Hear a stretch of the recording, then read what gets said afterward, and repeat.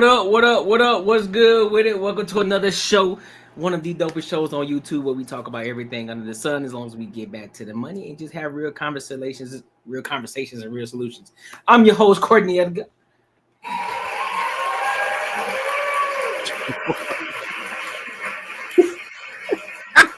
Yo, man, what's good, bro? What is good, bro? What is good?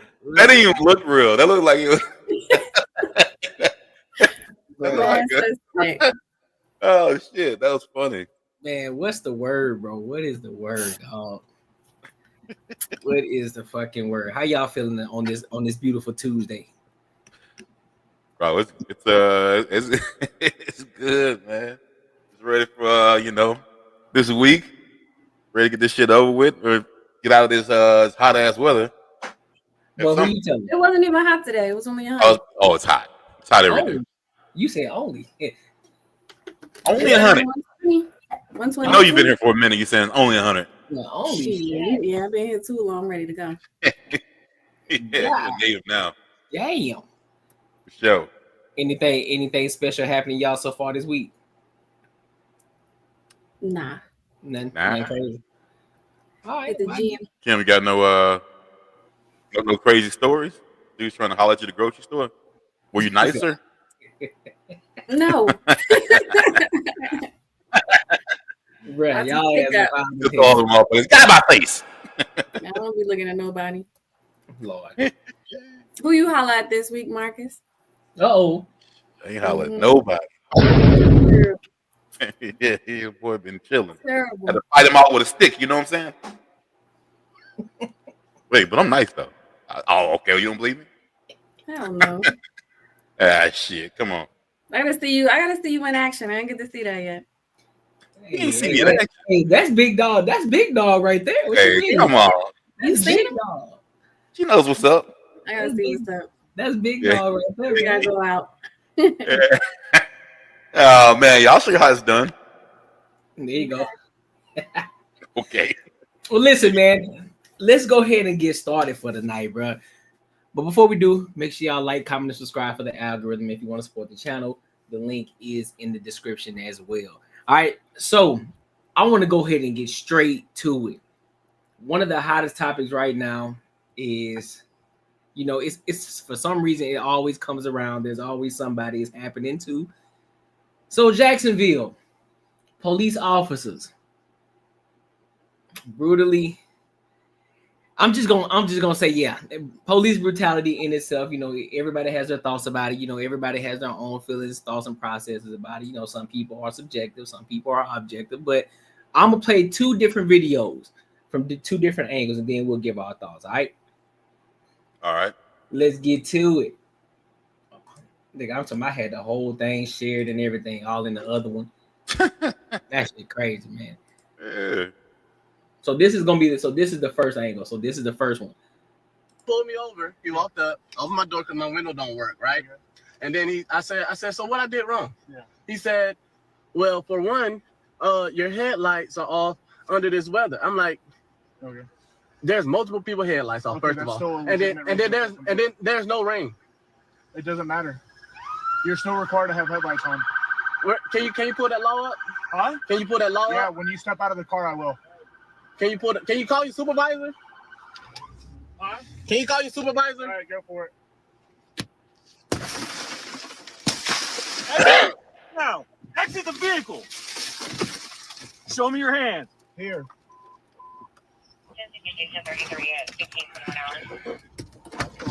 I'm here. What is your reason, sir? Step out. What is your reason? Step out now. All right. No, don't. Get on the ground. Stop fighting. Put your hands behind your back. Put your hands behind your back. Hands behind your back. What's wrong with you? I was putting my hands behind my back. Ain't no talking now, man. Ain't no talking. Bro, I was doing it, bro. What's going on, man? You're under arrest. That's what's going on. No, bro. Yes, bro. You Yes. have a lawful reason, Big bro. life center in here, too. You want to throw my phone like that, bro? Yeah, man. Take it off now, of you, man. bro. Yeah. And I'm just trying to have a regular conversation with y'all, bro. That's not how it works. Too late. It ain't gonna too late. When they asked you to step out of the vehicle, you should have done that shit. So your partner didn't even ask. Marijuana in his right pocket. Yes, it is. So why close the door if you see him pull up? Because, man, what you mean? He talking about arresting me and stuff, bro. I didn't do nothing. It's called resisting, idiot. I didn't do nothing wrong, sir. Can you back me up to the car so I can clean up? Shut up. You bugging my shit, man. All right, so before I play the other angle of that situation, y'all got any thoughts so far? I'll let you play the other one, and then I'll go. All right. Kate, you got anything yet? No, go ahead and play the other one because the first one is what I saw. I didn't see this one. Okay.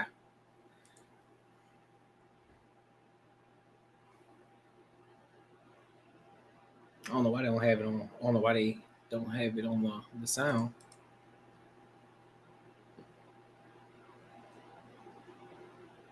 Why is it quiet? Yeah, I don't know. Who hit somebody? There you go. Ask him, what did I do wrong? Well, we're conducting a traffic stop right now. You need to comply. I am. Hey, unlock the car. I'm gonna push it up. Open the door and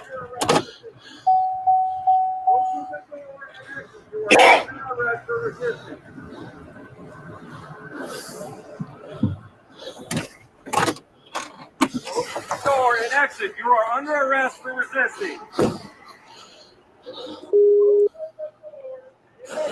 are under arrest for resisting.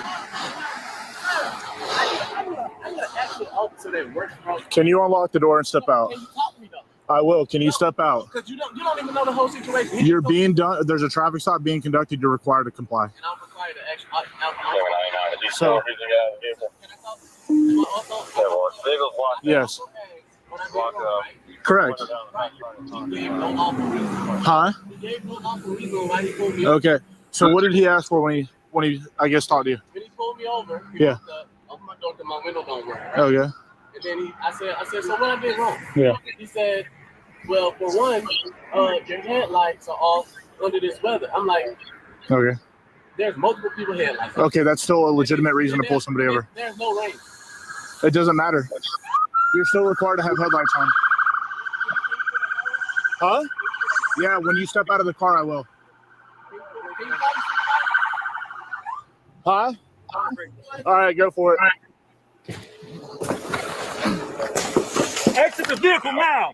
Exit the vehicle. Show me your hands. Show me your hands. 33 at 15 hours. I'm here. What's your reason, sir? What is your reason? Step out now. All right. Get on the car. Don't get on the car. What's up, guys? Behind your back. I'm resisting. Hands behind your back. What's wrong with you? 2574, list 1033, one in custody. Stop. Lean up. man. Ain't no talking. I'm cool, bro. What's going on, man? You're under arrest. You're under arrest. Yes, bro. Yes. I have a lawful reason, bro. You gonna throw the ball like that, bro? Yeah, let's take it off you, bro. Yeah. And I'm just trying to have a regular conversation with y'all, bro. That's not how it works. Too late. It ain't no too late. When they asked you to step out of the vehicle, you should have done that.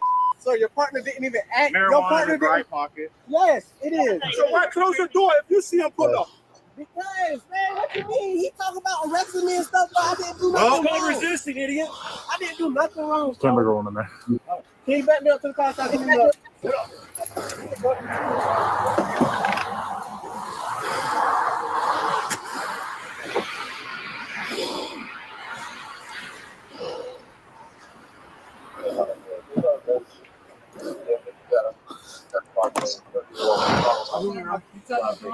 I did.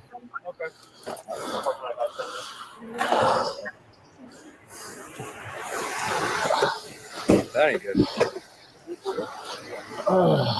Yeah. I know. You should have put some gloves on, bro. No. Yeah. Oh, yeah. Yeah, smack the shit out of him. Here. Huh? You see that, John? What? The knife? Yeah, that's it. All right. So, what's y'all thoughts? Who want to go first? I'll go first on this. All right. Hey, yo, this is I don't know, man. This is it's so much like unpacking in this one. This one ain't just cut and dry. This ain't black and white.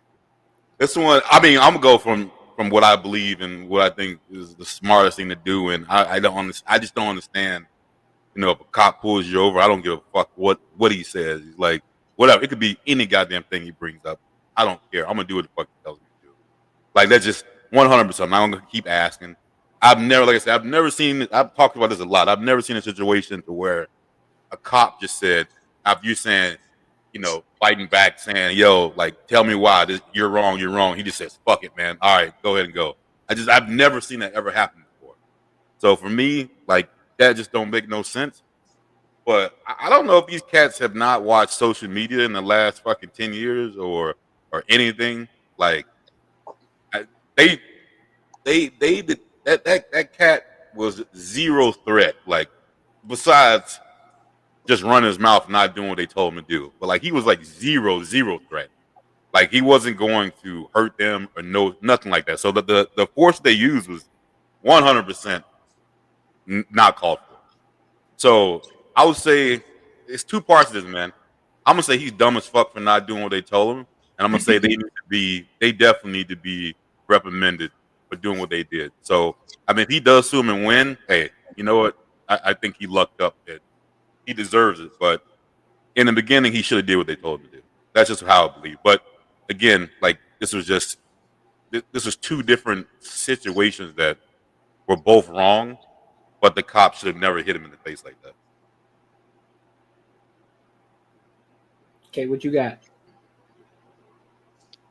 So from his perspective, he really made it seem like he was doing nothing wrong and that he was innocent in the situation. But seeing it from the officer's standpoint and hearing what they were saying that was happening, he was already talking to an officer and had the door open and was having a conversation with him. And then for whatever reason, he was going to be under arrest.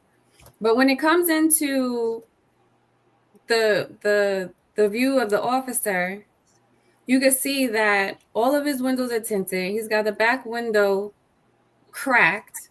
He already closed the door. And then he's not getting out of the vehicle. He's not trying to have a conversation. He's afraid of getting arrested. And when people are afraid of getting arrested and there's tinted windows, now the officers' lives are at stake because you don't know what this person in this vehicle is going to do. So whether it was just headlights or not, if he would have just got out, I don't know what he was going to get arrested for, but it probably could have gotten resolved if he complied a little bit more. So for them breaking the window, it makes sense because he wouldn't get out the car. They don't know what's in there. And then after they break the window, they can see that there's a knife in there. So of course, they're going to use excessive force. Now, punching him in the face right away, I don't know. I think he was just trying to get his aggression out. I think that was fucked up.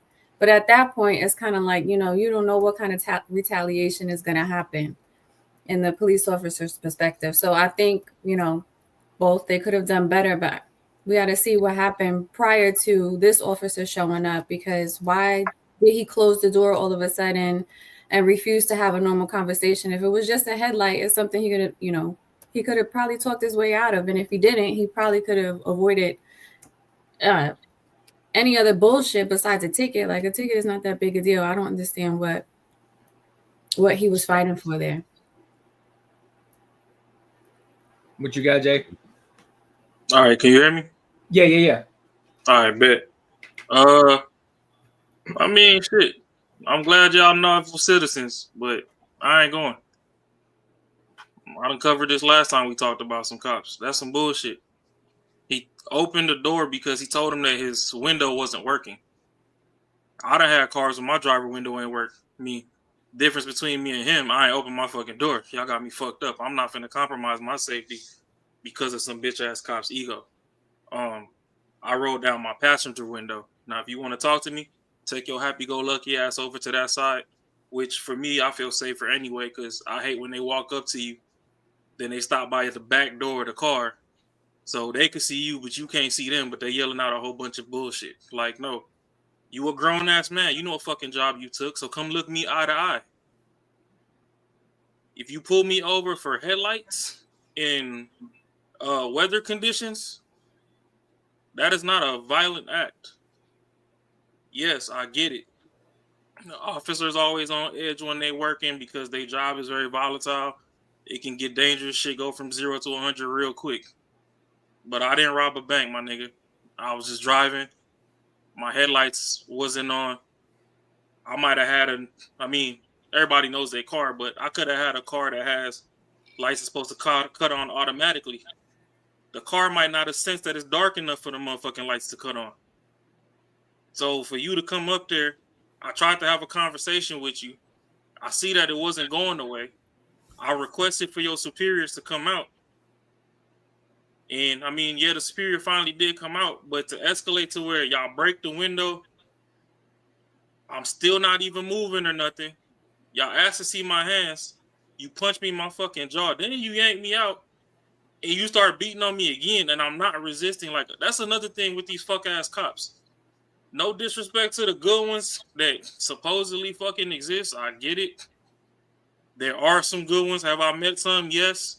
But I've even told them to their face, when you in uniform, you ain't really shit to me. Holler at me when you clock out. And if this ever goes down the road to where a couple of them officers see this, y'all could come hop in the comments and stand on business and say that's facts. But this is where people start acting like they don't know what the fuck's going on when people be like, oh, fuck the police and all this. This is excessive force. Okay. I'm gonna ask you. Let me ask you real quick. Like, what's the best case scenario that could have happened? The best case scenario, if you done already broke the nigga window and damaged his property, yeah, you could drag him out. But he's not moving. I want before then.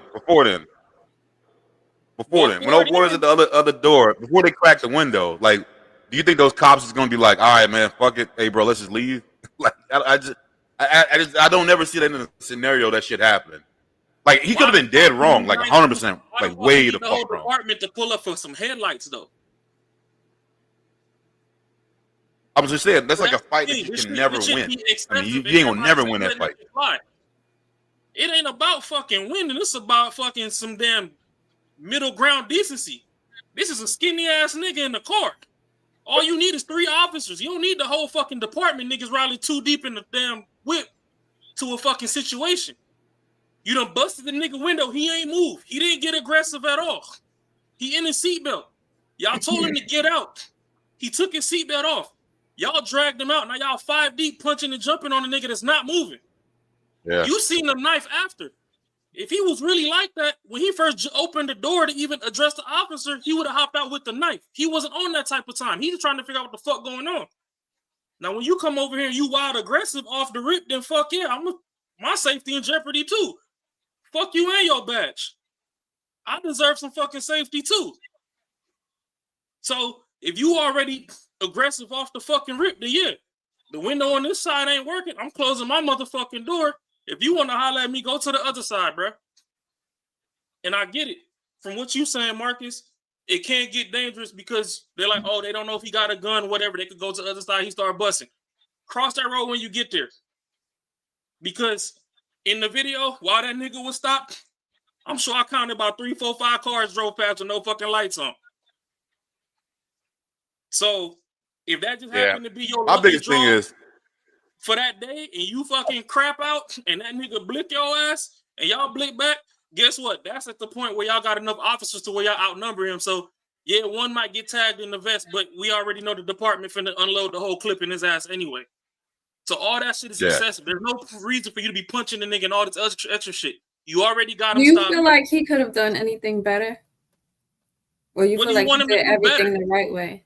What do you want him to do better when you got people waking up every day seeing this toxic ass representation and shit, and you want them to magically fucking comply with some motherfuckers that dropped out of high school and got a fucking chip on their shoulder and act like they fucking bad because they got a fucking department of good old boys that's behind them? What do you want him to do? You ain't gonna never change that. That ain't gonna never happen. Okay, so he did what he thought was good for his safety. He not attacking y'all. Y'all don't even roll aggressive like this when the white folk go shoot them fucking schools up and shit. Niggas stop and get cheeseburgers on the way to the fucking clink. So for some headlights, this is wild excessive. I don't understand why he closed the door. I don't understand why, if he had one window that was fucked up, why didn't he roll down the other windows? Why didn't he just be like, yo, there's, I don't have nothing going on. Why are you gonna sit there in the car with the doors closed, with your tinted ass windows rolled up? You see them getting more aggressive and shit. Why wouldn't you just be like, yo, if you really ain't got shit going on, why would you make it worse for yourself? No, yes, if your windows don't come down, if your windows don't roll down, how are they gonna have a conversation with you? And then you close the door. So now it's kind of like, now it's threatening. You have to also see what your actions are gonna be. And I'm not backing them up 100% because they definitely did some foul shit. But also, you got to put yourself in a position where you're not looking more threatening at all. Now he's inside his car. You could see that has his hands down, whatever. But if they can't see you clearly the way that you could see them, it's not gonna work. And you already know that. And at 9 times out of 10, they're the ones that get away from that shit. So why are you trying to fight? Why are you trying to have that battle? Clearly, they choose not to. The same yeah, way they're gonna win every time. They're gonna win every time. That's what I'm saying. So don't put yourself in that situation. Reports a million times, so we ain't going there. Because I done had situations like this. That's probably why I'm turned the fuck up like this. And I'm sorry that every time we get a motherfucking icebreaker, we melt the ice before we get to the next topic. But no, I ain't going. But hold up.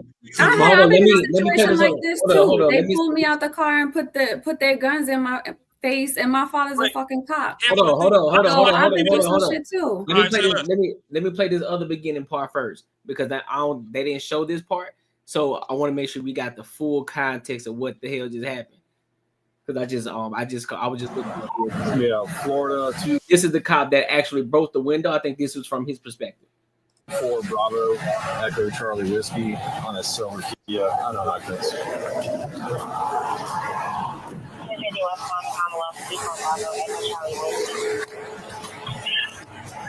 Yes, sir.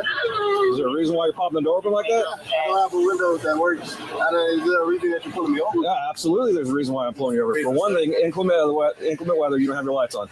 2 things, you're not wearing your seatbelt. It's daylight. I don't need the lights. And it's not weather. It's not raining. Oh, this is inclement? It's not raining. Okay, I'm not arguing with you. I'm telling you why I'm pulling you over. Give me your driver's license, registration, proof of insurance. No, call your supervisor. Why? Did any of those cars have headlights on? What's up? Like 5 cars just went by there. Any of them motherfuckers have headlights on? Shit, ain't no telling. Let's go back and see. Probably not. Yes, sir. Is there a reason why you're popping the door open like that? I don't have a window that works. Is there a reason that you're pulling me over? Yeah, absolutely. There's a reason why I'm pulling you over. For one thing, inclement weather, you don't have your lights on. 2 things, you're not wearing your seatbelt. It's daylight. I don't need the lights. And it's not weather. It's not raining. Oh, this is inclement? It's not raining. Okay, I'm not arguing with you. I'm telling you why I'm pulling you over. Give me your driver's license, registration, proof of insurance. No, call your supervisor. Why? Excuse me? Call your supervisor. No more, not all of them. Why did you pull me over? 37, 35. I'm proper driver. I've already told you. Why did you pull me over? Step out of the vehicle. No, step out of the vehicle.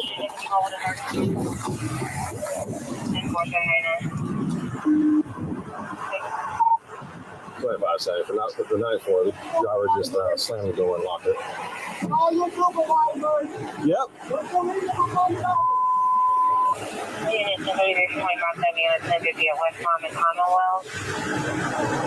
25 seconds. If anybody responded, come in from Commonwealth, block the vehicle. All right, so that's a little bit of context that we got from that, basically from the other videos. So yeah, but y'all can keep going though. Yeah. What the thoughts you had? No, yeah. I mean, for me, I just got a different perspective on it. That car right there got his lights on? Nah, it don't look like it. All right, bro. Shit. I mean, it rain on the just and unjust. I get it, but I'm trying to see when the fuck we. I mean, bro, I've gotten pulled over. I got pulled over for speeding and someone was in front of me. So, like, I mean, I mean, I don't know. I just I just know it's a fight I can't ever win, man. I mean, if you So give I up, don't you even ain't try to gonna win. I don't won fight this shit a couple times, so that's probably why, like I said, I'm up here and I ain't going. Because I done won this shit before. I done backed into my fucking driveway and the cop pulled up in front of my car, cut his fucking floodlight on, walked around the back of the car and talking about he can't see me. Duh, you stupid bitch. You a deer in headlights right now. How the fuck you gonna see me? You staring straight into your light. No. So stand at an angle that you can fucking see me. Then when he stood at an angle that he could see me, he started ranting off a bunch of bullshit. So I fucking was like, yeah, same shit. Call your supervisor, please. Supervisor came out. Supervisor started rattling off the shit. Oh, my officer says that you did X, Y, and Z. Motherfucking Tiger Woods looking ass motherfucker. So I told him straight up, bro, I live in a cul-de-sac. Your man's just telling you that I was running from him. You half black. Use your black side of your fucking brain and tell me if I was running, why I wouldn't hop out this car, hop the wall, and get ghost on your dumb ass. You have a point. Nah, you fucking think I'm not running. So your boy right now is wrong. He don't want to admit he's wrong because y'all niggas never admit that y'all wrong. Just like this situation, you not going to admit that, oh, okay, shit, my ego got in the way and whatever, and I escalated shit. No, we always tell the civilians, oh, didn't we talk about this last time? And y'all were like, oh, nah, comply. You going to get home, comply. I'm not saying this was the greatest example of complying, but when Buddy felt like shit was getting a little bit hostile, he called for his superior. The superior got there, and then they still let all this shit happen. At that point, the cop shouldn't even be the cop no more. I mean, the person should tell you what to do. Like, that's what they're there for. I mean, hey, you can't fight it. This thing, you just can't fucking fight this shit. Why can't you fight it? You can't, at least not right there. In court, you can, but like not there, you ain't gonna fight. You ain't gonna win shit. These motherfuckers. If someone gave me a badge, like I got a lawful badge that says I can shoot a motherfucker if I feel just, I'm not fucking with them. I mean, yo, like if I can have an ego, I'm a person too. I understand that shit. I know I ain't gonna win. I'm not going to win. It's no chance. But if I got facts together, I'm bringing that shit to court and I'm fucking I'm doing it. Hey, yo, if old Buddy want to get money, hey, he did the right thing. I think he got the right ones. He might fucking get paid. But I'm not gonna take that chance though. That just ain't my shit. I'm not gonna do it. Yeah, what I'll say is I'll keep my personal in regards to what I would do personally. I'll keep it out of this. But looking at the video in itself, let us know what you gonna do personally.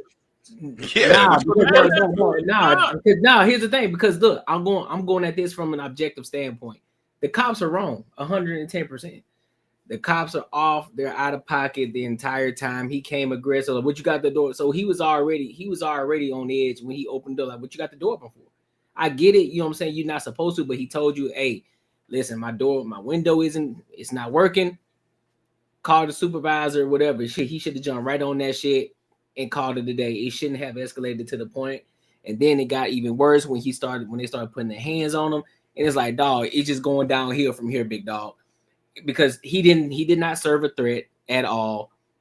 And if you're pulling him over just because of a light, it shouldn't have gotten that far.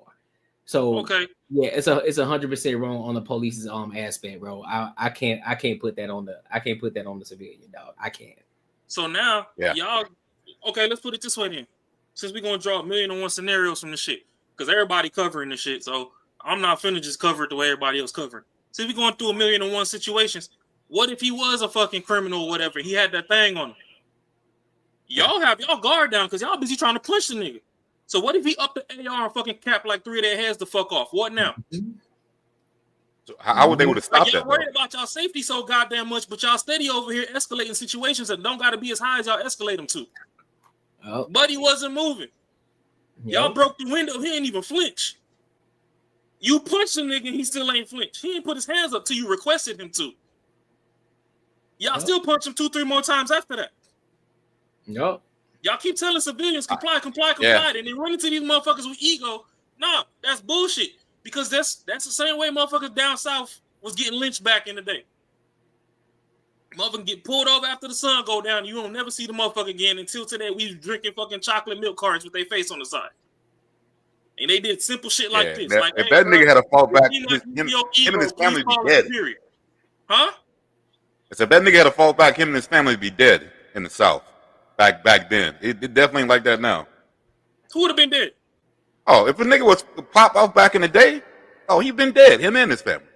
And probably would have, the white dude would have rolled around with him in the back of his truck and still wouldn't have went to jail. So it ain't nothing like that. It ain't like that no more. So you think ain't no black serial killers in the Midwest that migrated from the South? No, what I'm saying is back in the day, that shit was allowed.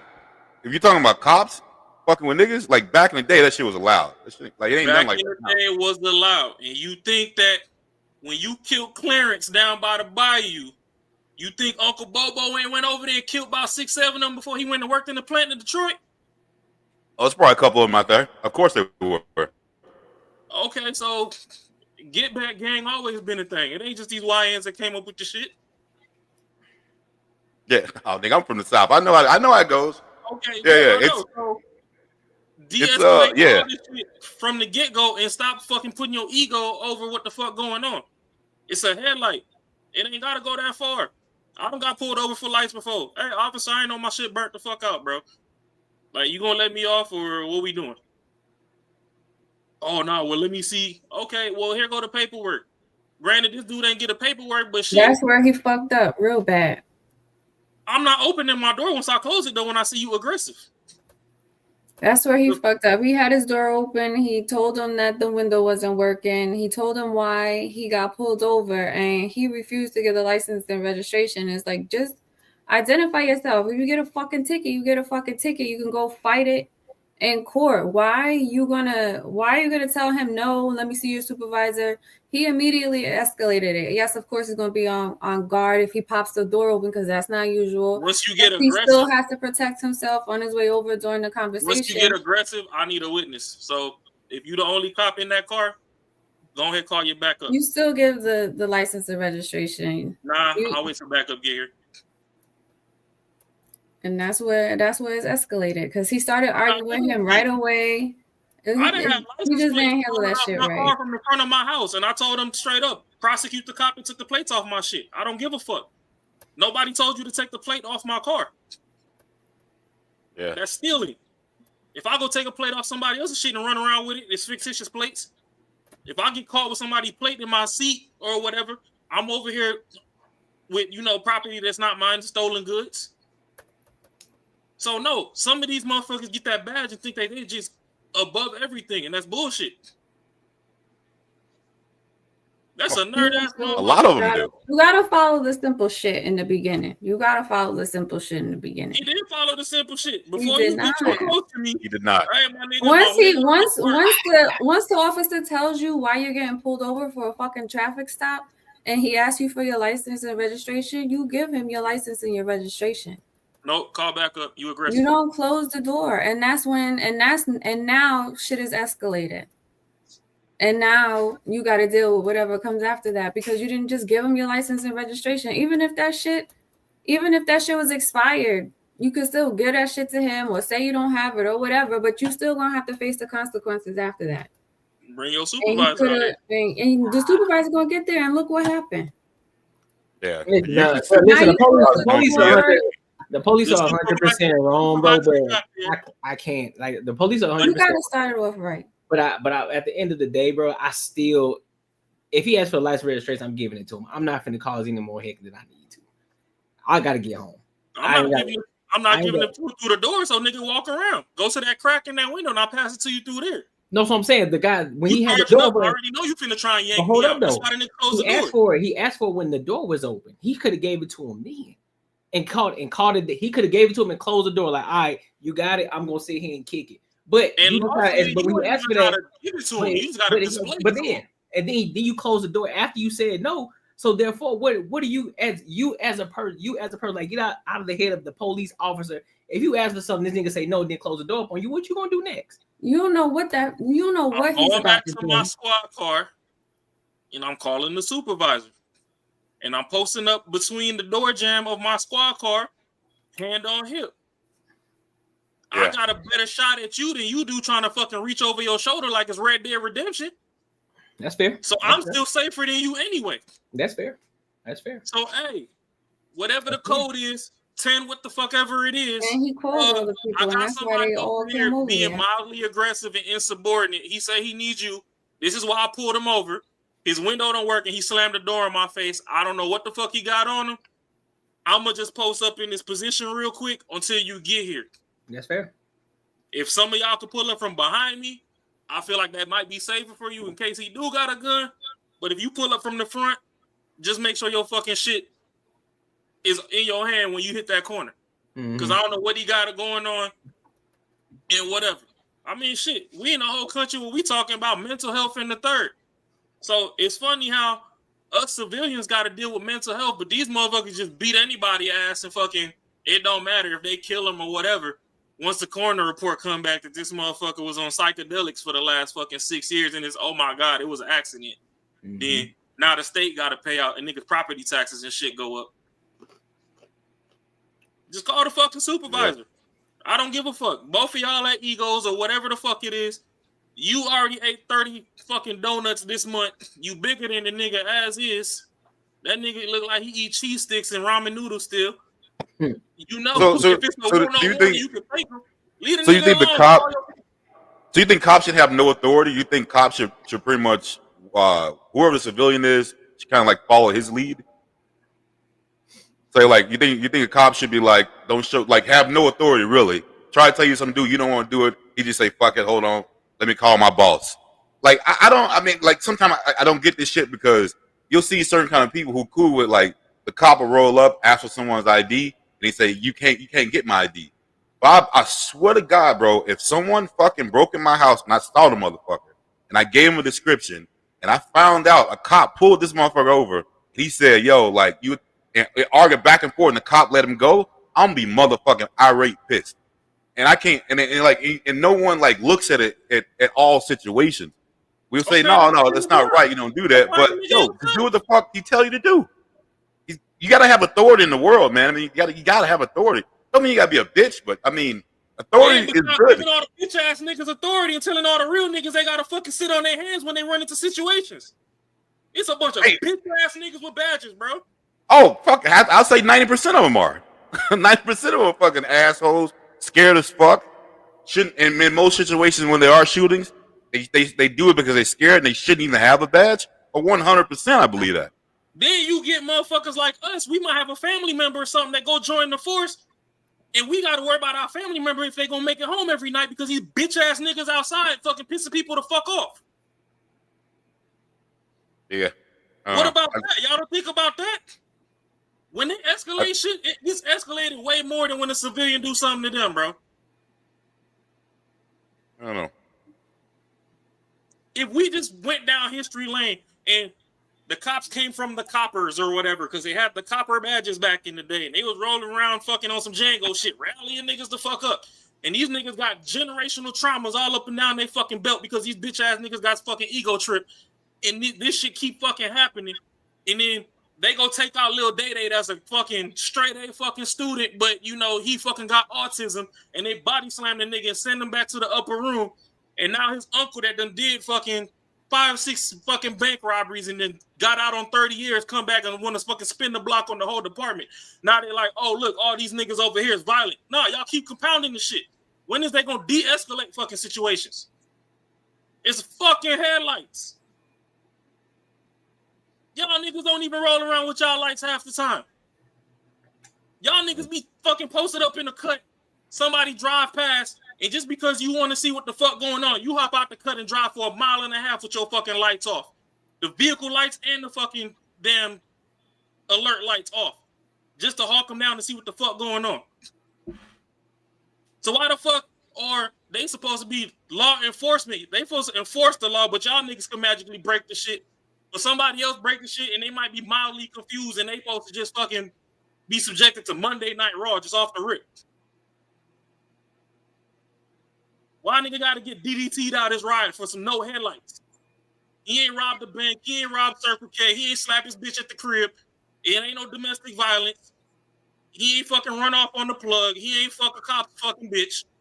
Nigga was driving around, the headlights ain't cut on yet. He ain't know you coming down aggressive. My window don't work.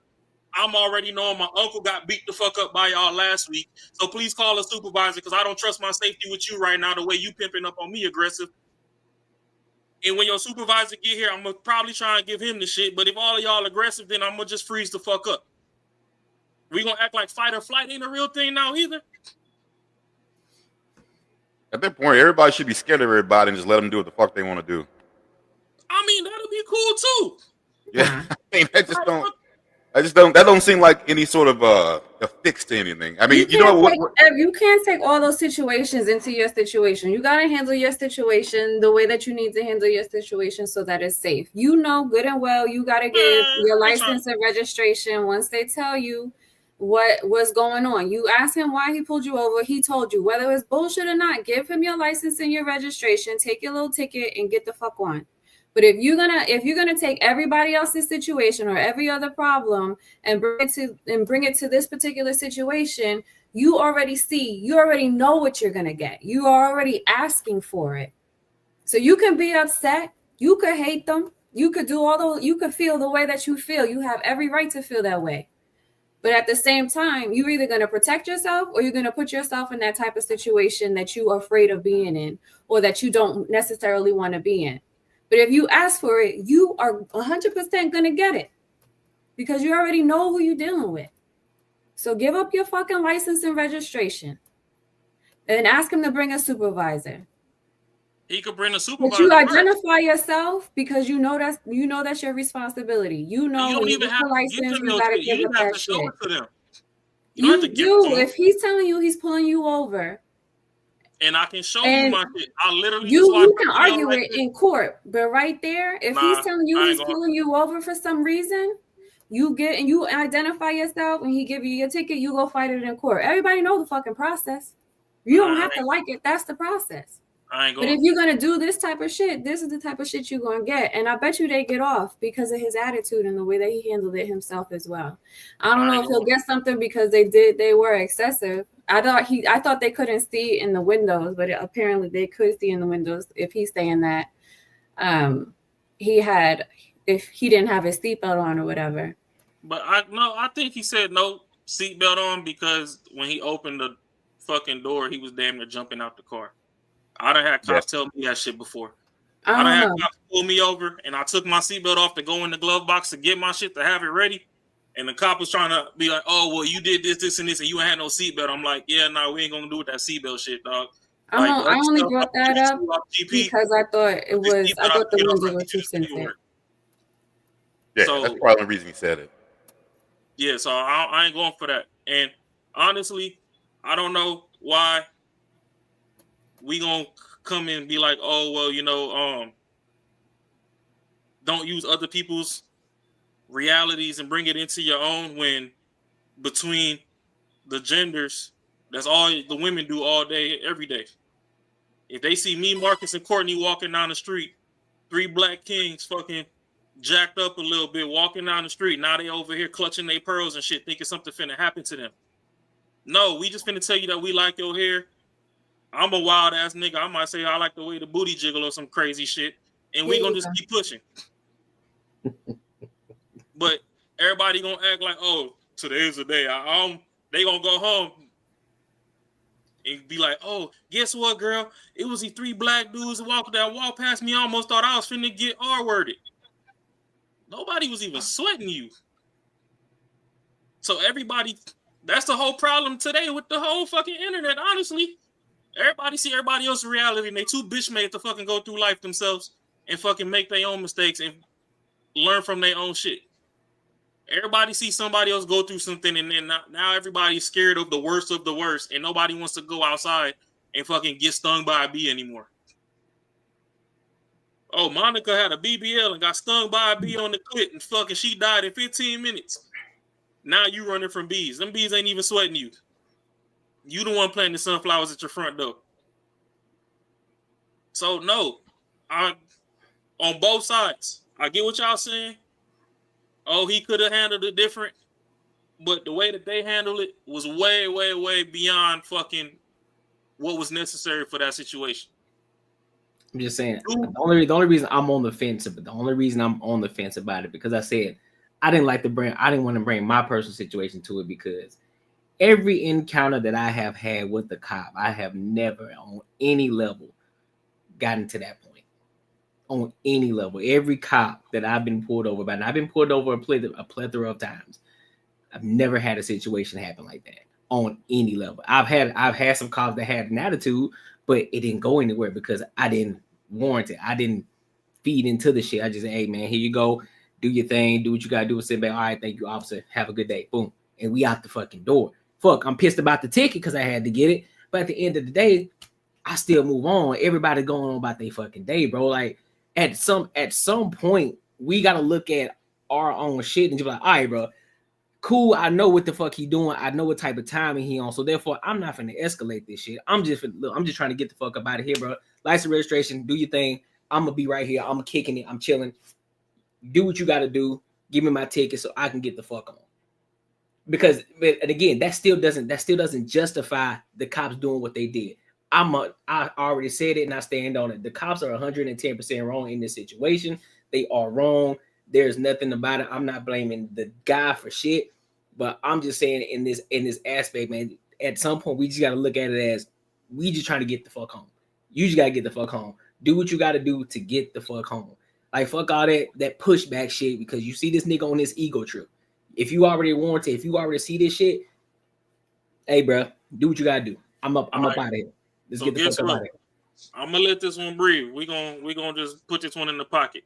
Mm-hmm. Within the last 48 hours, there was a video I watched of a traffic stop, and I'm gonna send you that, and we're gonna review that one next week. Okay. All right. And I'll say one more thing, and I will leave it alone too. Like I've gotten pulled over before, fucking on a suspended license, and fucking one thing I know, I wasn't gonna outrun them bitches in my car. I wasn't even gonna try to. I'd say, fuck it, man. I gave him my license. I told him straight up, hey, bro, my license suspended. I had a DUI. Fucking lost my job. Can't get on the payment plan. Bro, he was like, and I'm not saying all cops do this shit because most of them won't. But he was like, all right, cool, man. Just get someone to come pick your car up, bro. And then, bam, that's it. And that's dope. That's what I'm saying. There are good cops on the force. So, like, I personally outgrew the whole fuck the police thing because I've worked at certain jobs where I actually rubbed shoulders with some cops and got to know them on a personal level. I'm like, shit, damn, bro, we play the same video games. Shit, matter of fact, what time you get off? I get off around the same time. Let's hop on 2K tonight type shit. But I've told them straight up, like, hey, I'm going to just let you know that when you in uniform, because I know the oath that you took with your brotherhood, I don't necessarily fully fuck with you like that. Like, yeah, these little 10, 15 minutes that we talk is cool or whatever, but I know it's because we're on a neutral ground right now because I'm at work and you're doing your job and you just stopped in to go pee and whatever and get back to it. And don't get me wrong, there's been a couple of situations I was some shit and them same dudes pulled up and they didn't initiate anything until they let me leave. Yeah. I had one pull up to get me off a traffic stop and I thanked them. Hey, you know, you did your thing. You proving that you're still a good person. Because the way I was riding back then, I ain't gonna hold you. My car should have been gone. It was suspended for about a year. Like, it was tragic. But they let me off. It was another time I was at a house party. The homies that were cops pulled up first to the scene. I came out, seen them like, oh shit, I was going back in. They kind of called me by a nickname that I had gave them, so I knew like only they kind of knew that nickname. And I turned around like they was like, "Hey, just back up on the way. I can't say what's gonna happen when they get here. Just go ahead and get up out of here." So I called a couple of the homies that was inside. I'm like, "Hey, let's go ahead and dip." They out here. They posted up because they pulled up silent that day. They had no lights, no sirens, nothing. They pulled up. I had seen them. I was trying to duck back in, and they was like, "Hey, we know you. Go ahead and get." It's about 6-7 cars coming. They finna box the street in. So I know that there's a good 30-40% of the force that they actually are genuine, good people. I know people that done retired from the force. I got police officers that I work with that are retired. They are good people, but at the same time, it's always the same egotistical people that done got bullied and shit to escalate these situations, and that's what had everybody on the whole fuck the police trip. And then you see other situations, and that's another reason too why I hate the fact that even if I'm gonna find this video and drop it for next week, it's gonna be a whole different officer. So that's another thing that does play into it. Is like everybody's temperament is different, but we all pretty much agreed to disagree that this shit was excessive. Yeah, And I done personally had, and I done personally had situations where I was trying to keep it low, and it's like no matter what you do, they trying to escalate the shit. I'm like, nah, bro, y'all gonna have to call some more people, because for your ass, I don't trust you. You could cut your fucking body cam off, but if I got the sergeant, some other people, then y'all tell me 4 or 5 cops was there, and nobody had a cam on. All right, then yeah, we gonna have our day in court.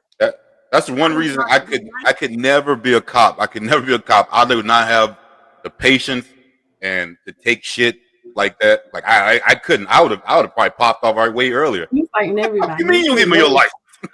Get your ass out of this goddamn car. What the fuck you mean you ain't giving me your life? I've tried to be nice to cops before, and their ego wouldn't even fucking accept it.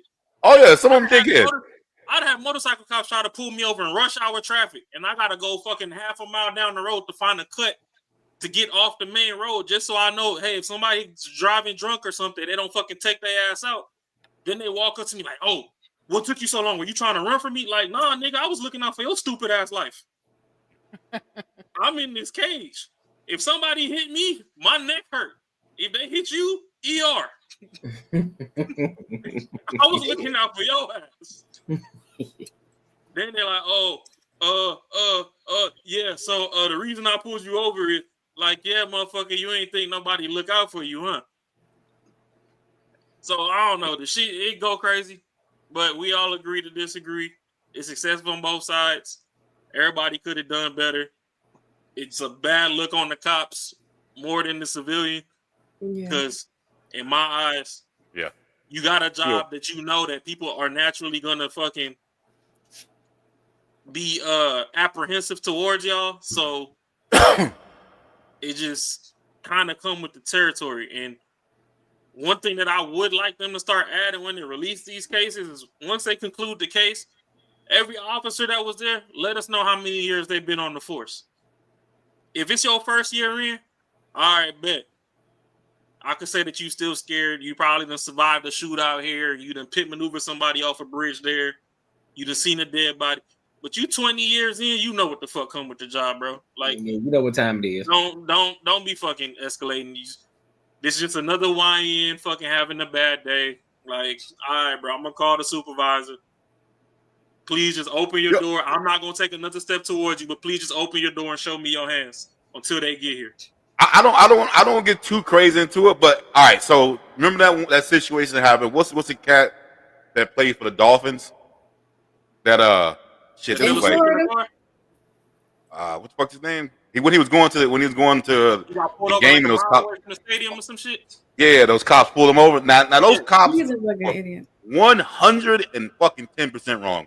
They didn't do shit right. Like he had an attitude. He was barking out, but he was fucking giving his license. He was giving everything they asked for. He was talking shit, but like he was giving what they asked for, and they fucking pulled his ass out of the car and did all that bullshit. Now they were fucking 110% wrong. Like he didn't do shit wrong. But now think of that on a local level. What if that dude sees two, 3 clips like that every month of people actually doing this shit and they still fucking get beat up like that? Like, but he was the cop was wrong though. I mean, there was nothing he could have done different except talking shit. But there ain't nothing wrong with talking shit. The toxic side of our society, but shit. BFB Pac-Man rapped a song and he was like, shit, if Jada cheated on Will, I know my bitch would cheat on me. So it's like, if we see damn near Donald Trump fucking get pulled out of a car and get stomped the fuck out, who are we to say we was better than the president? If somebody body slam Obama right now, who are we to say you know what I mean? So when these people see certain things, you can't expect them to just be like, oh, okay, well, I'm gonna just be the golden child today that just it ain't gonna happen to me. They on their P's and Q's, they on their safety too. So everybody on defense. But one side can actually de-escalate things more than the other. If on the police side, they actually got rid all them cops is fucking superly aggressive like that, if you're not sending them to SWAT to go actually go do drug raids and all this extra shit, how the motherfuckers go do paperwork? But get some people that's in the community that understands, oh, it's mental health problems in these streets. It's, our perception's been bad for the last 60 fucking years. Let's get some people that actually know how to deal with the general public and start walking it back. Now, if we got it back to a situation to where we know 80 to 90% of the encounters are good towards the good people, because I could see if he got pulled over in the middle of the hood fucking on Kodak Black's projects or some shit, and they did that shit, then yeah, we don't know. Everybody don't go. That motherfucker might have some fentanyl pills in the third in the trunk, Draco ready to go. But if you pull somebody over outside of a college and you doing all this, I mean, I don't know the location of this, but I'm just giving instances. You pull somebody outside of a college and do this, and this motherfucker's like, shit, I was 2 weeks away from fucking graduating. Now you done body slam me. I'm in a coma for fucking 6 months. What message does that send to everybody else that's trying to be a fucking stand-up citizen? So on both sides, it just gets toxic. I agree. Any final thoughts? No. Nope. If you get pulled over, hand over your paperwork. Give all your shit. Marcus, listen to Jay. Don't be like Raw. Stay alive. Stay alive, player. Don't stress out your family. Hey, if they slam you, you did everything right, bro. You getting paid. Right. Hell yeah. Nah, you see the way my ego set up, I can't even say what's gonna happen after that. So don't be stressing people out because you got pulled over for some headlight bullshit. Man. Stay the fuck safe. Yeah, another long icebreaker. I like it. Nah, we need some icebreakers that melt quick, goddamn. You be over here with I had to make this the first one because I knew this was gonna be a little deeper, so I had to make this the first one. But this next topic gonna be a little lighter. You know what I'm saying? It's gonna be on the other side of the fence. Make sure y'all like, comment, and subscribe for the algorithm. Make sure y'all hit that bell notification, dog. So this next topic is from our very own Miss K herself. She sent this topic to me. Earn your leisure. Ooh. Earn your leisure. She said she want to talk about some money. She want to talk about jobs and shit. So, hey, but I like it though. I like it. Because guess what I said? We talk about everything under the sun as long as it get back to the money. So guess what? We finna talk about some of this money. You feel me? So let's go ahead and get into it. They're talking about AI and jobs and different things like that. So we're going to let them rock out and then we'll give our thoughts. Make sure I hit that notification bell, big dog. Employees. And they'll buy shares directly from the employees. From them. Yep. We've been there 5 or 6 years. Yep. And especially if it's like a high level executive, obviously they don't need the money. But if it's like sometimes they'll give equity, like Meta gave equity to the guy that spray painted the office. Yep. Right. Like stuff like that. Like these are people that may actually need money, or it could really help them in this moment, or might not be. I mean, I feel like now everybody should be educated enough. Maybe before they might not fully. Back then, not as much, no. But you can go and you can actually try to buy. You can buy shares of a private company from employees that have ownership. Yep. And a plan for those you can do. I need to call my guy George, but sell 25% at IPO or within a month of IPO, and then hold the next 75% for a long period of time. Those gains are, I'm talking about 5-7x gains are normal. And that's why you had all the SPAC, not to pick on Chimoff because I like him, but that's why you had that SPAC run in 2021 because certain expiration periods and lockup periods will block in a certain amount of gains for you, as long as they stay above 10 or 18 bucks. So, but no, if I could, but for everyone else, NVIDIA for sure is what I will hold for to 2030. But if I can get on OpenAI, and if anyone has shares or you're in a company that can sell shares, please email me, Ian at Jordan Red Panda, please. Rashad at Earn Your Leisure, please. Por favor. Por favor. That's a fact. That is a fact. Hold on, let me skip. I'm trying to get to this part. Okay. So how do you feel about this? There's a New Wall Street Journal had put out a report or article, and they was talking about top 10% of earners that still don't feel rich. And they was, talking to different people that might earn like $350,000 a year.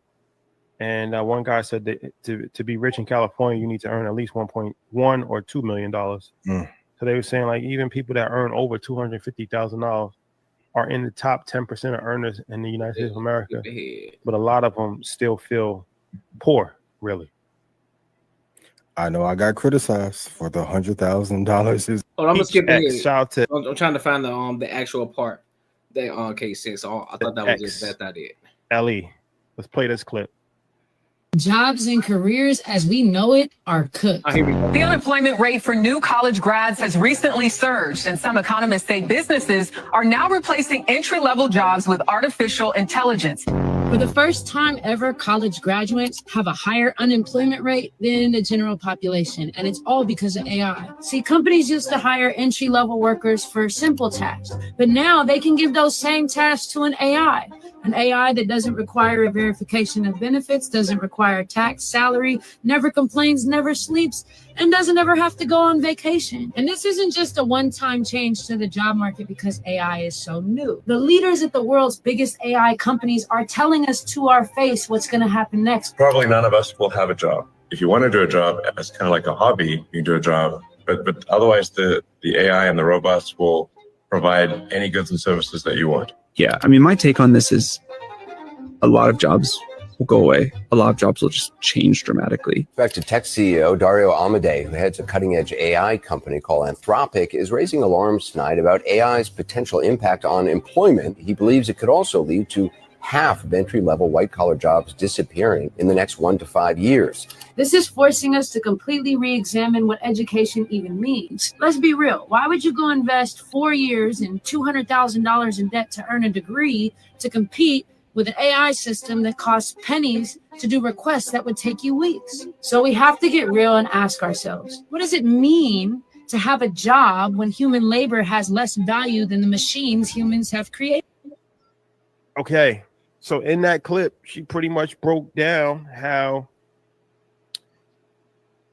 jobs as we know it is over. It's over. It's over with. It's over with.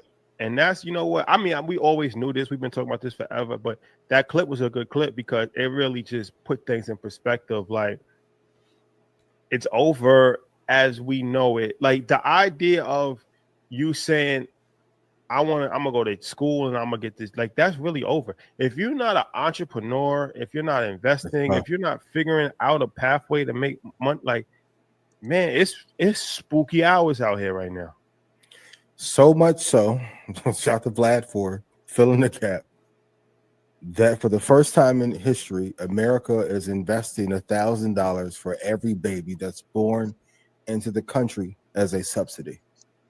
That's not because the job market is strong.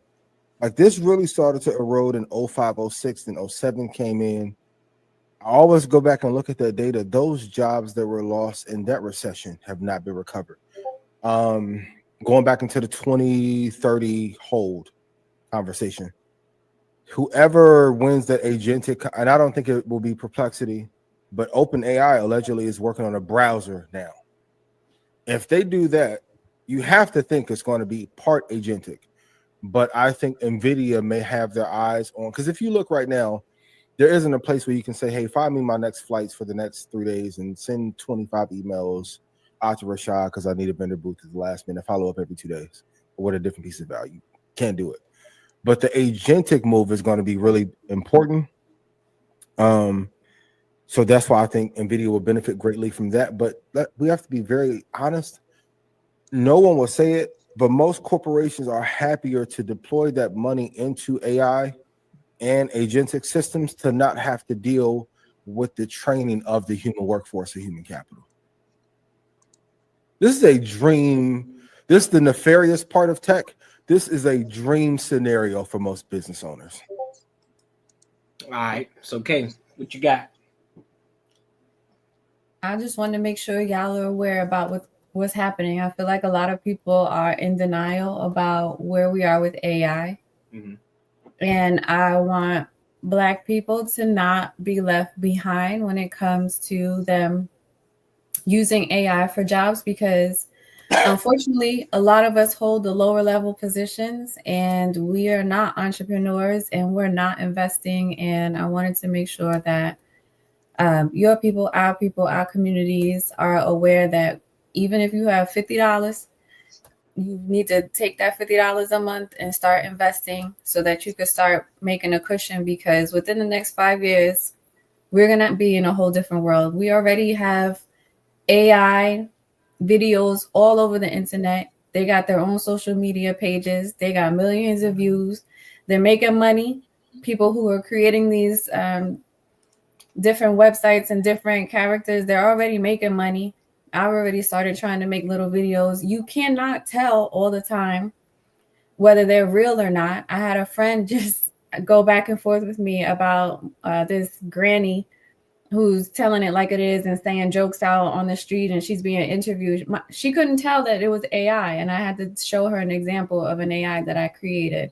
So it's moving faster than anybody anticipated, really. I mean, they got the robots outside.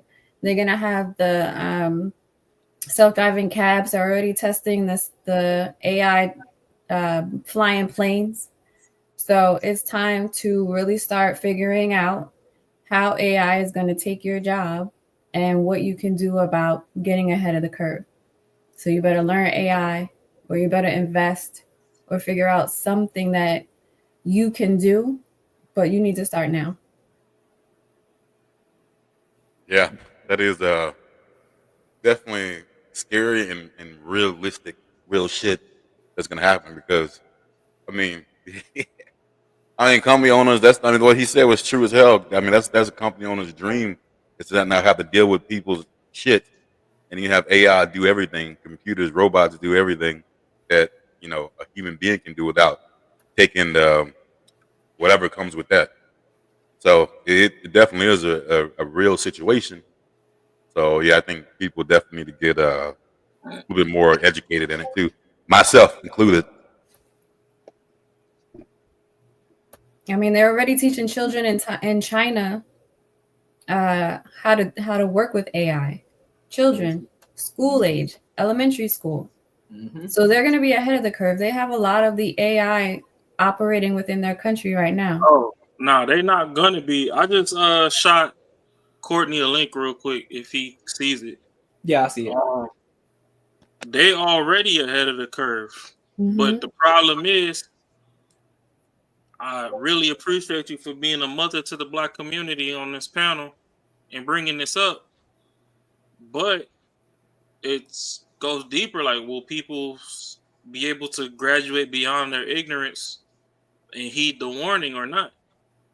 But those of telling us them that little will, QPs and shit is cool, but eventually I could order a QP from Wally and get that shit delivered to the door. So hold on, let me play the little part that you just sent me, bro. Okay, so 21. This is China right here. Like, it's a bunch of parts we could skip through. Working area, the office area. Oh, the office area. Oh, so the first one, Like right here, he ordering like pretty much like a Starbucks. in office areas. It's like office areas. So you know how like we got the There's Amazon so many. lockers? Go back to the parks. Look how many It's like parks that. there You're were. gonna get this shit So delivered by look at drone. these. That's outside his hotel in China. Different parks that Oh they shit, delivered okay. to. And then the next tab was all the office areas. So Which let is it rock where for like 2 one of minutes, these and were you in. just see the drone come over and drop the shit off and shit. See, it's not like there's just one. It would be if there was just one somewhere and it was like a novelty, brother. It's like every park, all the office areas, probably like every major block has one. You know what I mean? Like I said, I'm 90% sure there's one over there too. Helicopters go from the tops of the buildings. Far out. I'm scared of heights, but yeah, let's go. Yeah. So somebody's going to the Humble. All right, so he Even ordered on it the right there, poles, right? I was saying before. So over the skip traffic, to every like road 25. has like 20 cameras, and they take photos. Like 24, 56, Of every 25. car, eh? Hey, bro, we're just sitting there talking about drones, talking about the technology of drones, and look at this. Here it is. It came. And mind you, this is a cashless society as well. So the whole reason that dude is from like Australia, New Zealand, right here with the hat. He had to lock in with that Chinese dude to be able to use all these services because if your social security number and all that ain't tied to the app, you can't do shit in that city. In a box, and then it takes off. Lighters. So boom, touchdown packs. So there goes your Amazon Flex. Like they don't need you no more. Gets it out. I probably should have ordered more than a cup of tea. Pretty overkill for a cup of tea. So basically, at the end of the day, you better get your skills up in AI and learn some AI. Or invest. I have we already know the self-driving cars. Yep, so, way more and all that. Yeah, they got a self-driving. There's a Lexuses out there. That's cool. But let me find this other part. In Jersey, they have. Why are you looking for that? In Jersey, all you have to do is if you go on grocery shopping, you take your stuff off the shelf, put it in the cart, it calculates what you're purchasing, and you hit your button, you put your phone on there, you pay, and you get out the store. That's it. They don't even have, they're not doing bags anymore. So all you do is put that in the cart and go. And there's robots driving around the little supermarket to help you. It's gonna cut jobs out for people who work at grocery stores. Cashier, $57.45 while we talking. $57.45? Yeah. This all they little bootleg products that we be flipping and lying to people about over here. All right. Look at these. They're copies of AirPod. So all that shit is bootleg. Look at that. It's Temu. No idea. Yeah. That is. Oh, no video? Okay, yeah. They're like exact. He showed an Apple Watch that shit was like $12. Pretending I didn't understand. Right. Mate, he said it 6 times. I knew what he said. They look good from there. Of AirPod Pros. Oh, yeah. Apple Watch Ultra copies. Look at this. Look at that. Oh yeah, look, and it's like Android yeah, that's the watch. Like a replica. Does that have the price on it? No. No price? No. Price then. 99B. $20. Well, that's crazy. $20. That's crazy. Apple Watch Ultra copies. So we they're we paid damn near 2 G's for some shit that everybody just flexing $20. They're good copies. Probably got the same parts and everything. How much is that? $249. Pretty much. And we're stuck on brands over here. Like look idiots. at the AirPod Pros and shit sitting there. Right, it's just they're like the same as downstairs. All right, so go to like a minute with 22 seconds. Which one? A minute? No, you was over there. Oh, a minute. Yeah, a if full there's minute. just infinite of this. That's fast crazy. forward. You said minute 22? 3 buildings. Well, not just a minute with the 22 seconds on it. So go up a little bit. Each building. Go up. I was 22. That's crazy, though. There's remote driving. All right, look at that. UAVs, and that's delivery. So if you don't trust the autonomous delivery vehicles, they're called. So pretty much in not all of them, but a lot of the metro stations in Shenzhen. If you didn't trust the delivery, all the deliveries you could sit in that and play like a video game. You could drive your fucking. And they separate them into drones and vehicles, and they go all over the city and deliver everything. Look. And that's like where we caught the train. They got all the deliveries down there on trains. That's crazy. That's so mad. They have cars that go into the water already out there. So big. Yep. These subways. They got a taxi service that's going to be flying cars out there already. We are so far behind, Like, and we have only the opportunity to prepare. 36 exits. Because people, everyone else is thinking like, the world, people are getting stupid. But some places, man, they're getting smarter. Well, you was talking about the robots, Marcus. Go back to 2 minutes and 50 seconds. The beginning of the video. Watch this. 28 yuan. He got to use that because he was in the hotel. Show me this robot. Yeah. Right? Oh, he's going hard. Both hands, like, look at him. Yep, they taking over our jobs, man. It's gonna be like fucking what was it back in the day? Shit, like what's the one with Schwarzenegger? Total Recall. Turn, bro. Bro, listen.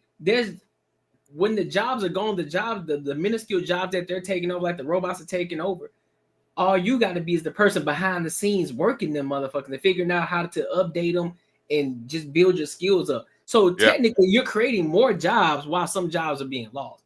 So at the end of the day, it's gonna be more work from home. Yeah, it's still gonna be more work. It's still gonna be work, but a lot of but people. There's a lot of people that need to change their mindset. Facts. And be able to do the IT, to do that kind of work, because that's not for everybody. No, everybody doesn't want to sit behind a computer. Go to an hour and 6 minutes. They got to jump out that it's not fair shit either.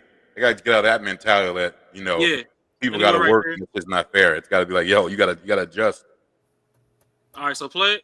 In front of his movie. Look. I know we got like the Venezia pizza or whatever out here that got the little food delivery things right now. Oh, the leg thing's going up. Oh, mind you, he flexing in a damn minivan. They got full massage seats and everything. Yeah. Like business that class. minivan got a refrigerator in there and all Even sorts the of shit. seat went forward. Oh yeah, I heard they got those dope ass cars on there. They're cheap as fuck, like 10 grand for like you got your own sound. all electric. Yeah, like Wow, in his headrest. And shout out to the channels, Spanian or whatever his name So is. you can Shout listen out to to stuff and without me hearing it. Yeah. But they about to get passed by that food delivery. There's actually driving traffic. I know we got some in Tempe that drive on the sidewalks right now. Imagine that. There's one in front They of should us. actually in traffic. At the lights. You see that joint in front of him? Right. Look. That's crazy as hell. No, he's not. Bro, shit. So they got those like those little Domino's joints. Yeah, it'll get on the train, get off, hop in traffic, all sorts of shit delivered to your door. Bro, I don't know why. It just feels so funny, bro. That is insane. Oh, he wants to come in this lane. He wants us to move. So eventually you can just order your Jordans and that shit drive to you. That's so sick, bro. You ain't gotta get shot at the mall no more. Nah, that shit is wild, bro. Wow. Mama could be jumping on top of those bitches. He's going mad. Maybe he knows we're following him. That's a free trying ride. to confuse us. He's got Trying to snap AI the intel. PlayStation He's like, 6 out this that van's been motherfucker. following me for 4 straights now. Look across at the other lights. There's another 2 at the lights. But see, that's the thing. The whole time we worried about letting immigrants and all that run in and take over the country and stuff, this is what we got to compete with. Yeah. Everybody want food stamps and Section 8. Like, nah. Section 8 ain't for you to fucking live and die on the shit. It's for you to regroup your fucking skills and get back out there and be a top producer. And it's not just these positions that are being eliminated. Like in HR right now, if you're being interviewed by AI and you might not even know it. If you do the virtual interviews, if you're doing phone calls, there's companies already out there that has that you're talking to AI, and it's a very normal conversation, and most people don't even know. Yep. So the recruiters are being replaced right now. If you're usually in a position where you need to strategize, they're eliminating that. They don't need your mind anymore. They got AI. So you really need to reevaluate your skill set and see what you can do and where you can fit in, and what certificates and education you can get so that you're ahead of the curve in your particular field. Did you see the one that they have a robot putting eyelashes on women? I would never feel comfortable with that, but it's already being done. That's crazy. Eventually, it's gonna be a thing where everybody's gonna be comfortable with it. Right. A thing. Exactly. So it's gonna be really hard for you to find but that's the something that's problem. safe. Everybody over here worried about free lunch for kids and all this extra shit. Bitch, Right. get out there and make some money and get your own kids some fucking lunch. But most importantly, invest. You gotta start investing. All of y'all Right. parents at that school throw $10 together in the pot each week, and all them kids can eat and some. Yeah, you can do that too. But when you keep trying to pimp the bottom line, this is why we falling behind on a global scale. And y'all over here mad at Trump because he wouldn't rent to your fucking uncle that was fucking selling 20 kilos back in the 80s and didn't have a credit score anyway to get in the Trump building. And all this extra bullshit, y'all mad at the wrong thing.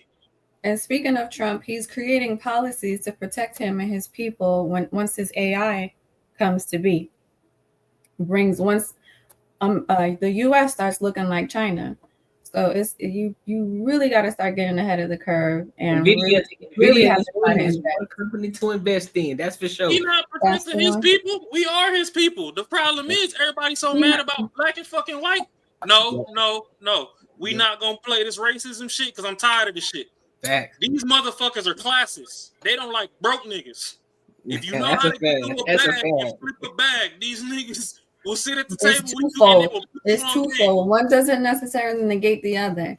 He doesn't have to like black people, and he doesn't have to like poor people. That But man he is done both told me racist that you and done threw since fascist. fucking 1979. Let's stop. He ain't got nothing against black people, man. Y'all let racist ass It's Biden go up terrible in that there. y'all Y'all ain't believe say nothing that. about him. He don't. Have you read? He Have you don't read? give a damn about nobody. Period. I'll take that before you say he don't give a damn about black people. Who don't give a damn? He don't care about nobody first. But That's if what- he's gonna care about somebody, it's gonna be his folks. Have you read his book? Have you read his book? I think he just gives a fuck about money. This the Exactly. miseducation See, of look, America. that's Here why we go. you got to read. If you read his book, then you'll know why a lot of people say he don't hate black people. You got to read his book. I don't care You about got why to. people don't You believe gotta it. care. You can't. He put the is. Why you not gonna care? I can't His have last it. presidency, he literally I'm not. said that I'm gonna Trump get too had- riled up if we talk about Trump. I can't do. you can't put the label on politics him. like that. No. Hey, I'm not gonna let you get riled up, but this is the fucking problem with the community right now. Y'all get so fucking riled up about single people that bleed just like you, to where we now fail to get the education that we should be getting from these people to further our people. If you want to beat this AI and shit, you need to go read that motherfucker's book and see what to do with some damn money. That portion I will learn from him 2,000%. I will learn from him 2,000%. But for me to believe that he has nothing against black people, he don't. Not. He from New York. The black people got shit against black people. We just fucking survived a month of fucking black fatigue across all social media. Niggas is tired of niggas. Even if he didn't, I'm not going deep into this conversation because y'all will even if he didn't like black people, it wouldn't even fucking matter. I wouldn't give a shit. But this the fucking problem. I Y'all wouldn't keep either, sweeping but this still, shit under the It rug. doesn't matter to And then me. it keep going further down the road, and then when everybody's stuck, oh man, the white man, them niggas ain't sweating you. Quit being brown. I'm not focused on that at all. All I'm talking about is getting our people where we need to be. I will learn from everybody. I don't give a damn who you are. I will learn Not from your you. blood, I will boy. take the good from you, and I will do the best with my life and my people that I can. See, Period. I'm on that train to just. I got to put myself over first. Did y'all watch that one interview with Tyler Perry and what's his name? Yeah, with Tyler Perry, Jeezy, and Kurt Franklin. Yeah. And all them. Yeah. No, That was a good one. Yeah, he was. Yeah, I'm on the boat with him, man. Fuck all that other shit, bro. I'm number one. What's on the boat? That's what I'm saying. Like, I can't. I'm the only one on that boat. Yeah, I'll bring my people over when I know they deserve it. Yeah, I'm not Well, just you gonna can't give it to risk you. what you got. I just ain't gonna give it to you. You But got to here work go my that thing shit. though. You can't risk it. The one thing that I hate is every time I talk to black folk that don't like this nigga, don't nobody have no points. It's, oh my God, if you talk about him, my blood pressure's gonna go through the roof. Okay, I promise you, it ain't the. I'm not doing it. I'm not doing not it. a aunt. If you want to have a pod, If you where we can have a conversation, cool. But as of right now, I'm not. You can't. No, I'm just saying. I have an aunt that literally slammed the door in my face and did a burnout down the street to get away from me over some shit. And it's like, no. Yeah, the because problem it's very y'all invoking. even educate the person next to you over some shit because of some feelings. This is where the whole fuck your feelings fucking mantra comes from. Because it's like, if you don't get tied up in your feelings, how is anybody supposed to learn anything? I don't see a motherfucker that's racist. I see a motherfucker that's classist. Hey, that's like telling a Baptist that you atheist. That motherfucker start running. You don't. Yeah, but if around, your job was to bring people to the Lord, why you running like a little bitch? Oh, exactly. That's what I'm saying. Hey, I'm telling you, the reason they do that because they see some truth into it, and they don't want to hear that shit. So that's just my only thing. Like when it comes into all that, because it's like, okay, one person was on tape saying, "Oh, I don't want my people to even fucking be around these people.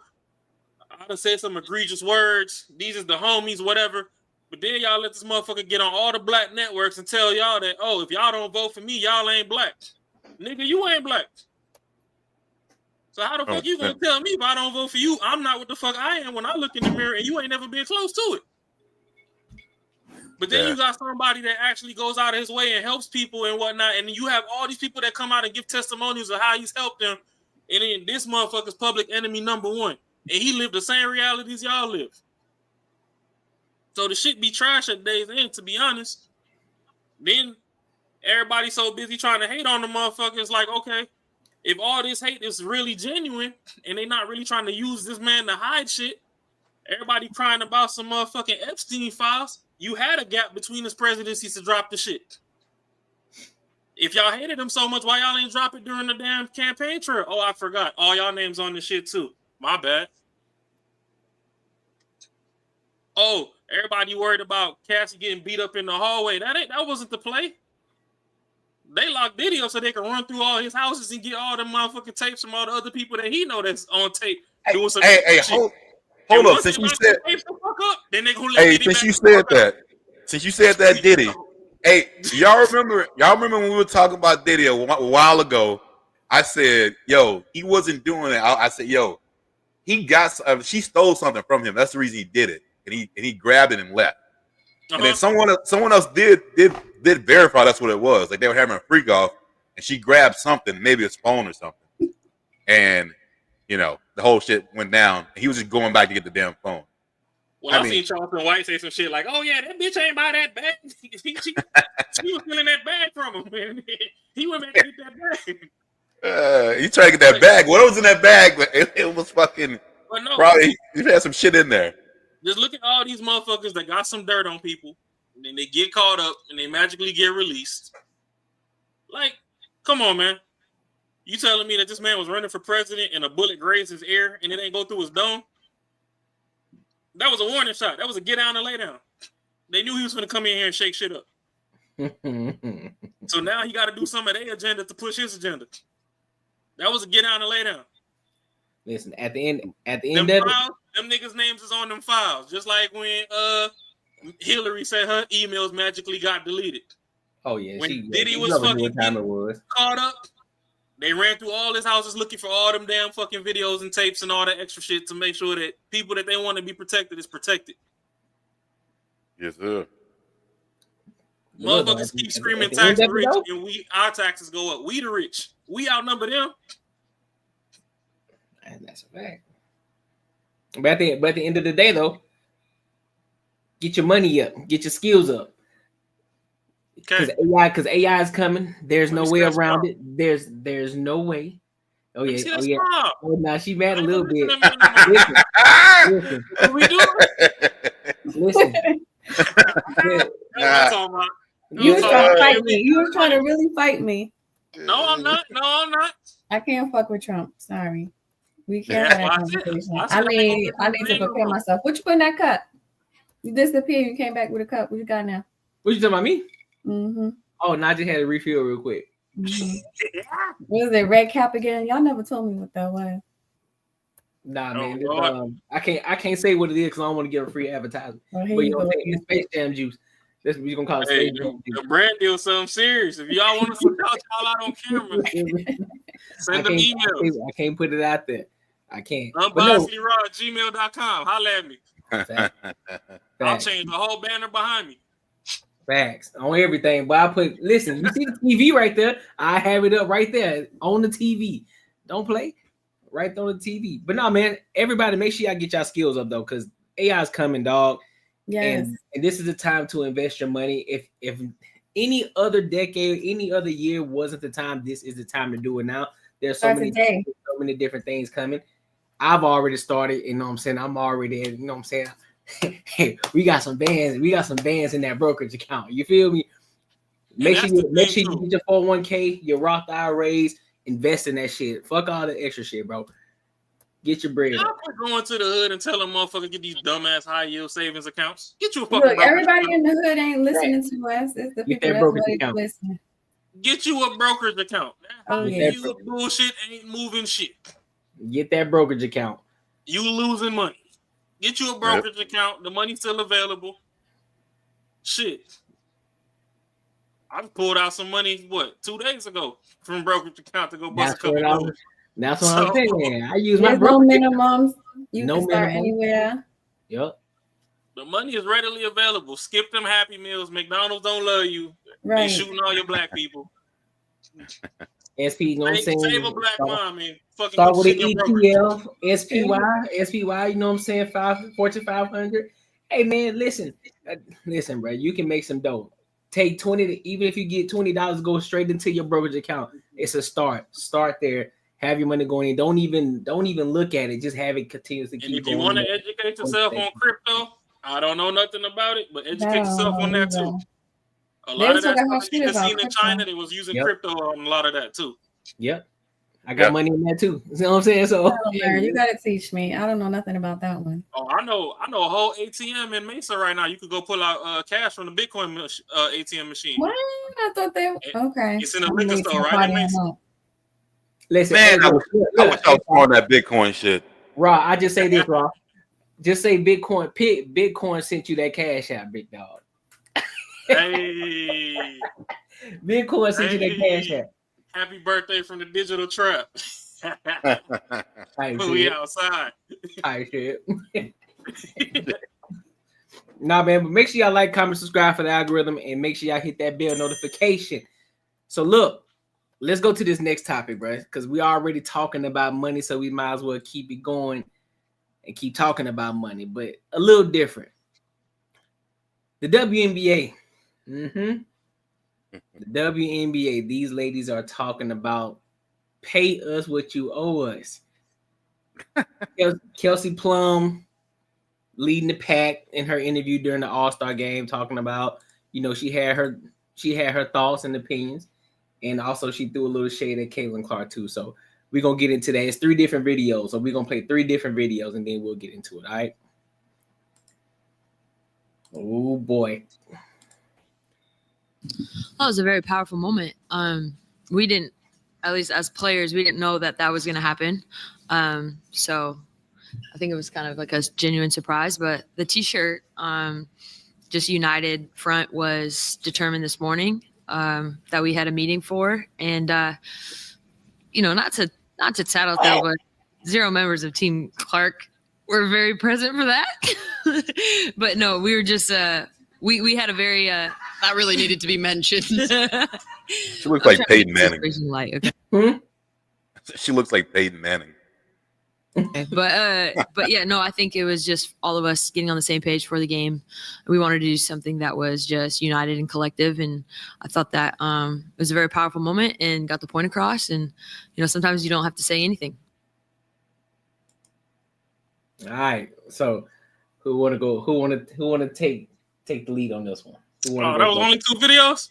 That was it. Okay, now I can give you the 3rd one, but I was gonna play it after we gave our thoughts. Oh, never mind.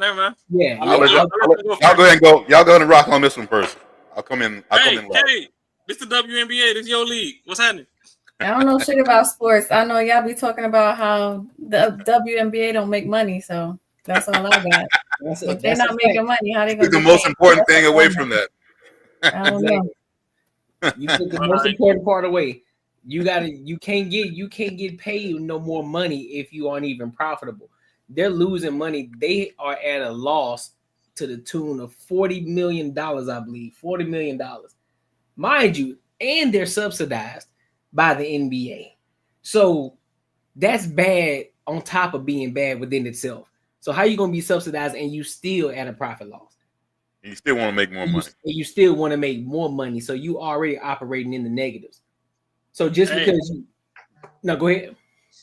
I got an idea, but it's probably too masculine for the league. Nah. Hey, hold on. Before you say it, it's gonna be like, it's like that football league that they got those little ass shorts on. I mean, we could go there too, but it's what Shaq said. It's what Shaq said. Please don't let this go viral. Don't clip us up. Leave us alone. Just subscribe and get us over 1,000 subscribers. Nah. All their uniforms should be already on their chairs, on the bench before the game. Hold on, out in them swimsuits. Run out Absolutely not. and get dressed on the side of the court. Why They not? can play better. They walk in dressing more manly than the men. Yeah. The male basketball players. Ain't no way they about to run out there no damn swimsuits. But if we see the butt cheeks jiggle, they might get a little more engagement, at least for first quarter, until we start seeing missed fucking layups and shit, and then niggas leave. It'll get their numbers up. Get the ratings up. All of them look masculine though. It's a couple baddies in there. That's true. That's true. It's some Sports Illustrated in there. That's true. I'm just saying. That's true. Which honestly, some of the masculine ones did get disrespected because I seen after the All-Star game they went to the club and they couldn't get in. The pink hair man. Hold up, let me see if I can find that too. That'll dive right into the I saw that. They won't even let you in. That shit is wild. Then they had like tank tops or some shit on. Man, with Shorty with the pink hair and shit. Then she didn't know who Diplo was and told him to stop playing EDM music. Yo. It's down here. That is. No, but we were Angel though. With sex, you gotta go. Everybody gotta go who y'all are. She a basketball player? Yeah. I'll get the guys to bring y'all in. Y'all been in but we in the W and shit, so we just got done at the All-Star game. So like, sorry, we don't need. I ain't even trying to be funny, but we should not be waiting in no line. Oh God. Yeah, come on, you better hurry up while we get in. They going in. Come on, we get in. Hey, minus the pink hair. You don't see all them baddies? Yeah, she with me. Yeah. I know. I need to count. Tati, go. Tati, go. I'm good. Tati, go. Y'all with me, go, mom. These are my people. Look at Shorty with the underboob hanging up. Man, y'all, why we finna fucking go, bro? Cause they doing too much. Come on.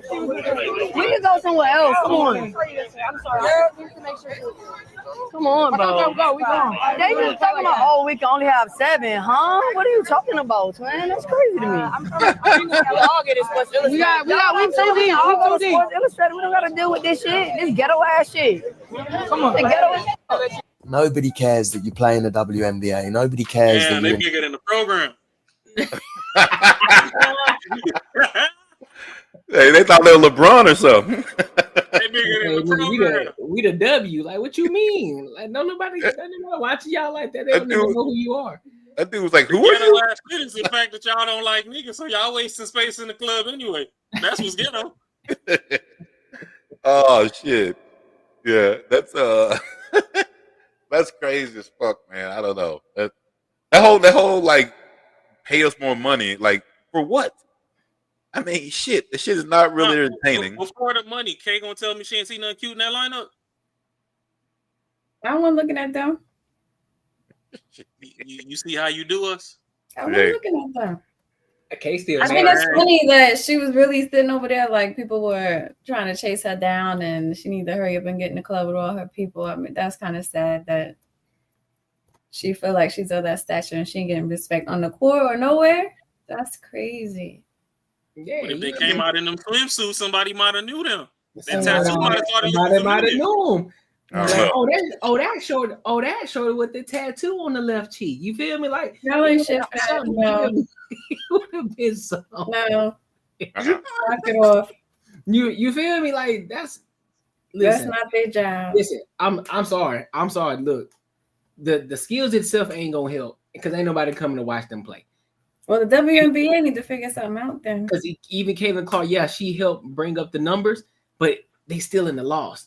So what do you do? What do you do from here? And then now you're talking about, you need to pay, you owe us more. What the fuck? What you need, what you are owed is less than the 9% that you're already being paid. But now you talking about you want more off of what? How you gonna ask for more money off of nothing? You ain't profiting nothing. The WNBA operates like the USA. They rob Peter to pay Paul. Niggas is in a deficit. Right, operating in the deficit. Until y'all balance the checkbooks, ain't no raise, nigga. You feel me? Hey, it's that DEI player. Bro, they gonna listen, dog. They gonna have to decrease to the big 3. That's what they gonna have to do in order to save some pay. Like, look, we gonna have to get some of y'all up out of here. It's gonna have to be a big WNBA is the Ukraine to the NBA. right. We just mailing y'all a check and y'all just blowing it up. Literally. Hey, I mean, shit. Yeah, hey, get some more fans. They probably like, yeah, the WNBA needs to get them more fans. They don't feel like they probably need to do anything. If they get more fans, they probably get paid more money. I mean, you bring in more money, you'll get something. But here's a bigger thing. Didn't Brittany Griner just mention some shit about it? They liked it better when the fans weren't there, when it was a lot quieter. When fans would come there just to read a book and they could just hoop. Yeah. Like what the fuck they do that? I would like it too if I'm already missing all my shots when it's quiet. I don't need noise. Hey, no one paying attention. I'll just get this. I think it's an easy ass paycheck. Shit, why not? If I can't sink a free throw in front of 50 people, why the fuck is there 500 people here? Right, you feel me? Like, that's what I'm saying, bro. And Angel Reese mentioned it as well. I think this was last year during her rookie season. She was like, "This shit, she's making more from her endorsements and sponsorships than she is from the WNBA." So I think she's making like 70K, or she was making like 70K or some shit. But even then, though, I think the bigger issue is that it's the entitlement. It's the entitlement, and it's putting a bad name on the WNBA and the players in the WNBA. It's giving them a bad rap. Like you asking for shit. You trying to negotiate, but you ain't got no leg to fucking stand on. How you gonna negotiate some shit you ain't got a leg to? That's like somebody who coming straight out of college, talking about, yeah, I want this management position because I went to college and I got my 4-year degree. So does a lot of other motherfucking people, but you don't have the resume, you don't have the background, you don't have the experience, you don't have anything. How the fuck you gonna negotiate talking about you want to start with 100K? No, we're gonna start you at this 45K and you gonna work your way up. Honestly, I don't really think it's putting them at I don't think it's putting them in a bad light. I mean, it's just another normal female shit. Yeah, it's another extension of feminism. Like the only thing that sucks is it allows people like us with a microphone to roast their ass a little bit and get them a little deeper off in their feelings. I mean, but bro, the stands aren't fucking filled. They're not full. Like, I don't understand why they think they deserve the shit. Like, I mean, they kind of coming off like they getting fucked over by, like, you know, the company, by the WNBA. Like, they just raking in all this money and being stingy and not giving it to them. Like, they had a fucking loss, bro. Draymond Green said the same thing. And that's the thing that they not understand. Like, bills got to get paid first. Yeah. What are they saying? How are they justifying their request for more money? They're not. The problem is that they heard that there was record-breaking profits this season. So once they heard that there was record-breaking profits, they were like, "Oh well, shit! If it's record-breaking profits, like, why ain't nobody busting down the bag with us?" The problem is, even though it's record-breaking, it's still a deficit. So they haven't even met a break-even yet. So they're not in a net positive. So it's like, yeah, it's record-breaking because there's been so much controversy between Angel Reese and Caitlin Clark, pretty much carrying the whole league on their back between the little drama that they got. I mean, yeah, we joke about me bounds and all this here and there, and then Caitlin should have one night where she's Steph Curry, and the other 3 nights is like, shit, why did you even come to the game? But, you know, for some reason, when Caitlin do bad, they don't really call that out. I noticed that too. But we could joke about Angel all day, but I mean, minus all the podcasts and stuff that looks like a distraction, at least when she get on that court, she do bust ass. Like, whether she misses shots or not, she is out there busting ass. Hey, prove me wrong, because I don't even know, but I just never see it. I think the reason, because Caitlin Clark don't ever say shit in the media about, like, how good she is.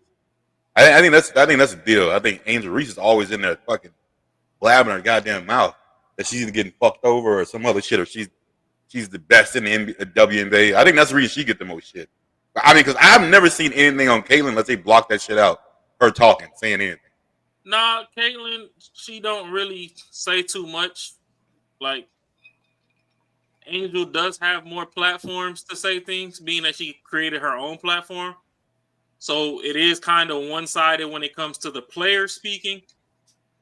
But then from us, the civilians, fans, whatever you want to call us, I mean, I ain't paid attention to the league since my little cousin stopped playing basketball, to be honest. But for us, it's just like guys, like Courtney played ball.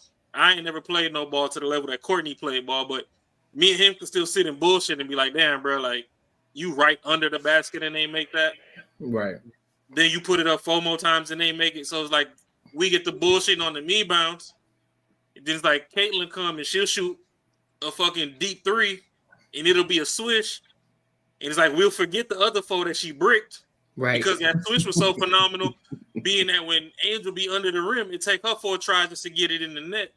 So then that banter goes back and forth on the internet, and Angel happens to be the one to where she's also let stuff get under her skin to where she'll break eventually. Yeah. Or you come out with Shaq put the Superman cape on and oh god, do some shit. You know what I mean? Yeah. So it's like it looked like everybody's protecting one, and then the other one is just like, oh, they treat her like she holy grail, like she fuck up too. Yep. I think it's almost like you got a motherfucker who always talking shit. How many bitches he pull, and you got someone else who never say shit. Like you gonna keep going with that motherfucker who always talking about he's pulling bitches. Like you ain't pulling shit. Like you go out in the club, you ain't pulling shit. And the motherfucker ain't really talking. You ain't gonna really say nothing about him because he ain't boasting. He ain't saying shit. I think that's what it is. I think she just say too much. She just felt like she's good. I think that's why everyone gets out there. Yeah, no, that is, and like the whole league as a whole is slow. Yeah, but hey, it works for her though. Hey, I don't think it's a bad thing. I think it's got her where she is. I think she just leaning. Yeah, just lean right into there. it. Like if you're gonna do it, if you're gonna be a villain, just be the fucking villain. Just lean into it. I've seen her on cereal boxes. She got her shoes, all sorts of shit. It works. Do your thing, get your bread. So, Because look, because here's the thing. She got the look for it.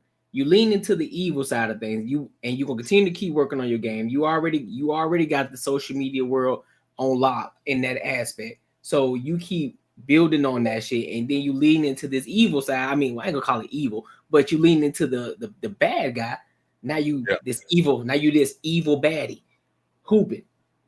Why not lean into that? Just own that shit. Be the Draymond Green, but this time, you just the attractive version. And now you getting all this love. Now you just lean into the hate. Don't try to be I just want to be the girl. I just want to hoop. I love. Nah, fuck that. Lean into it. If you're gonna be a dick, be a dick. Yeah, lean into that shit. You just lean into it and just own it. If people call you trash, just all right, cool. It is what it is because you only. And here's the dope thing about it. And I said this before in on the live stream before. She still got time. This is only her second year. She got potential to grow. And I've said this before, but I said as of today, as of right now, as of 2025, she's still trash. But she has so much room and so much growth. And she can lean into all that. She can be one of the greatest. But she got to lean into it. And she ain't leaning into it. The real problem is just a league full of women, so they all emotional. Because, I mean, you're a public figure. Shit, the 4 of us on this panel right now, we public figures now. Yeah, so that's a fact. Eventually, somewhere down the road, you're gonna get these jokes, and it is what it is. Yep. Yeah, we just can't. We can't be getting. Or you can't be getting K-Man, man. Or you could bend press the shit. You know what I mean? Can't be getting K-fired up about Trump. You know what I'm saying? Hey, her real self almost came. Real people. Hey, the real her came out. Hey, please don't get me beat up at The the first real me, meetup. get out of here. Please don't get me beat up at the first meetup.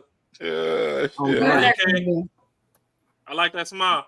Hey, there it is. you gotta earn it. You can bite your teeth, but I see it. I already seen it. Emo all you want. I will. You want to smile again? I'm gonna be right here. Be smiling. All right. But not you didn't get the clip of all the missed shots that they compiled. No, don't worry. No, don't worry. I'm gonna go right to that right now. Kiki area fence. Unable to hit the 3. It's going to be an all-star game. And right away, Asia Wilson. Frequent flyer, man. Public was nowhere near the rim. Nafisa Collier. Long shovels into Thomas. Thomas misses the ledge. Thomas misses the ledge. Oh, girls like what? Angel Reese. You know what be so funny to me? With the WNBA shit. When them niggas is in the paint. It's the fact that the defender will stop, put their hands on their hips, and just stare and watch him go on for 2 more. It won't even block this shit. You just sitting there. It's like, bro, what? Like, look at this shit. First of all, look at this elementary school shit that she just did. Taking her way up the floor. Hey, that right there. Long shovel. Look, watch it. Into Tom. She just stopped. Thomas misses the ledge. Right Thomas misses the ledge. She was Here's scared. Angel Reese firing away. Off the Reese. Angel Reese has been on a tear of late. With the Mercury, Nate Tibbetts, their head coach, their system surrounding her. Oh, And Jesus. as AC was telling us yesterday, they haven't even been fully healthy yet, and they've had. So tell me, Once I'm getting there. So just tell me again what they owe. So what do they owe? I just want to know. I just want to know what they owe, so I can understand. They owe this shit. Hey, they would be glad they got a job. Fuck. I'm saying what they're talking about. It's just, it's like almost like it's almost like it's on that factor of it ain't fair type shit, which is kind of crazy. Yeah, I don't get that shit at all, bro. I mean, they owe some eyes.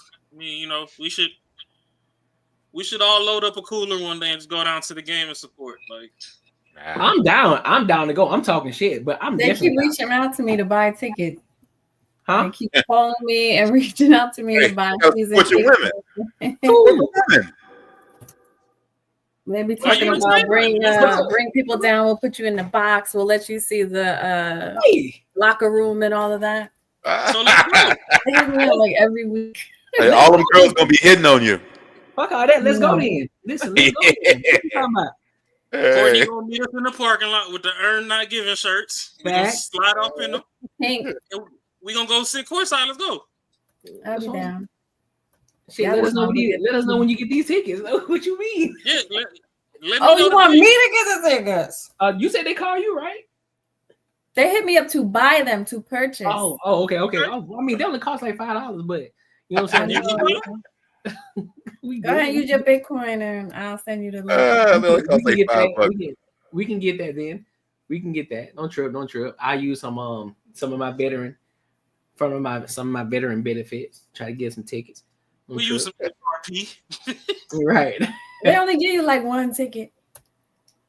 Yeah, maybe one. I mean, I can talk to a few people. I might be able to get some. Don't trip. I'll let y'all have that. Nah, bro, you gotta come, bro. You part of the community. You part of the Earn Not Giving community. You gotta be there too.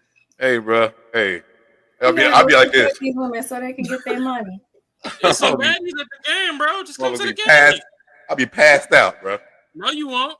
Trying to make it you walking around. Oh, hey, if it is, I'm pretty sure they don't like dudes. Most of them. You don't know that.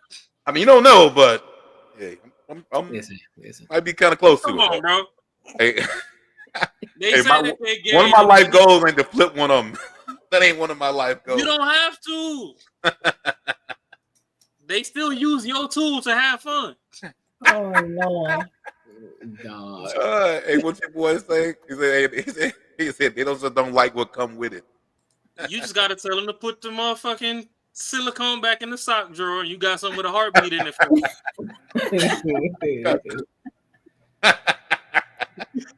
You want some of this real shit? Nah, you stupid as hell, bro. Nah, make sure y'all like, comment, subscribe for the algorithm. Hit that bell notification, man. So look, let's go to this next topic. For the night. 8 at the table. So apparently they were reading.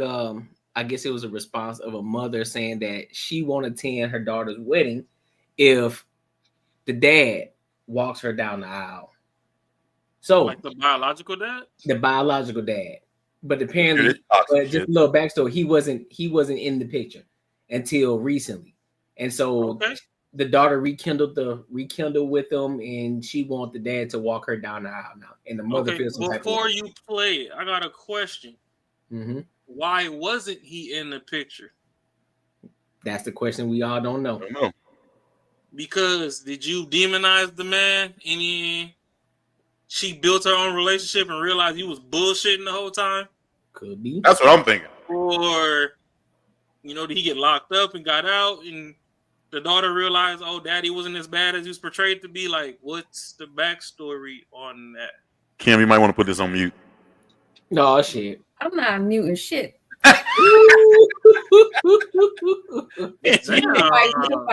We can fight on this. Spicy tonight. I don't like this. Play that video before I bite his head off. What you just fuck. Let's go ahead and get into it, bro. That is a hold on. He wasn't there. I'm sorry if you don't raise your kids and you're not there. Hey, that's a what you call that shit when they got the hat and the hair stitched to the hat? What you call that? No. Before you get that. I almost did that today. Before you get to that. Why the hell she sitting like her balls need to breathe? Her back hurt. That ankle.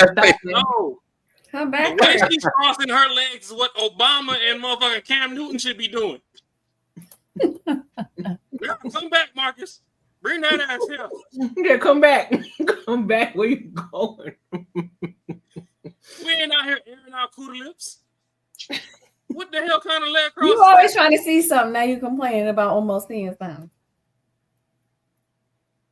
Well, when we talking about masculinity and femininity, this is a masculine sit down.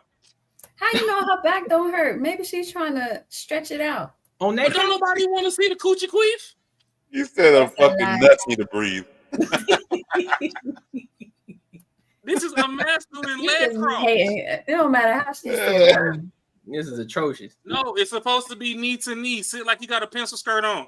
There you go. But she don't. If she fought wrong, her lip slip out. And you be looking. I never said I was gonna look away. Okay, so what you complaining for? Femininity. Be feminine, goddamn.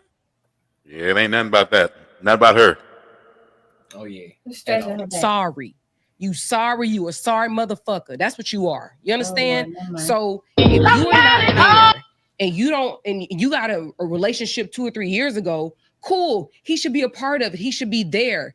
But I think if you were so set in wanting him to walk you down the aisle, cool. Let that be your choice. Sit in it, be comfortable with it, and be okay with your mama not being there.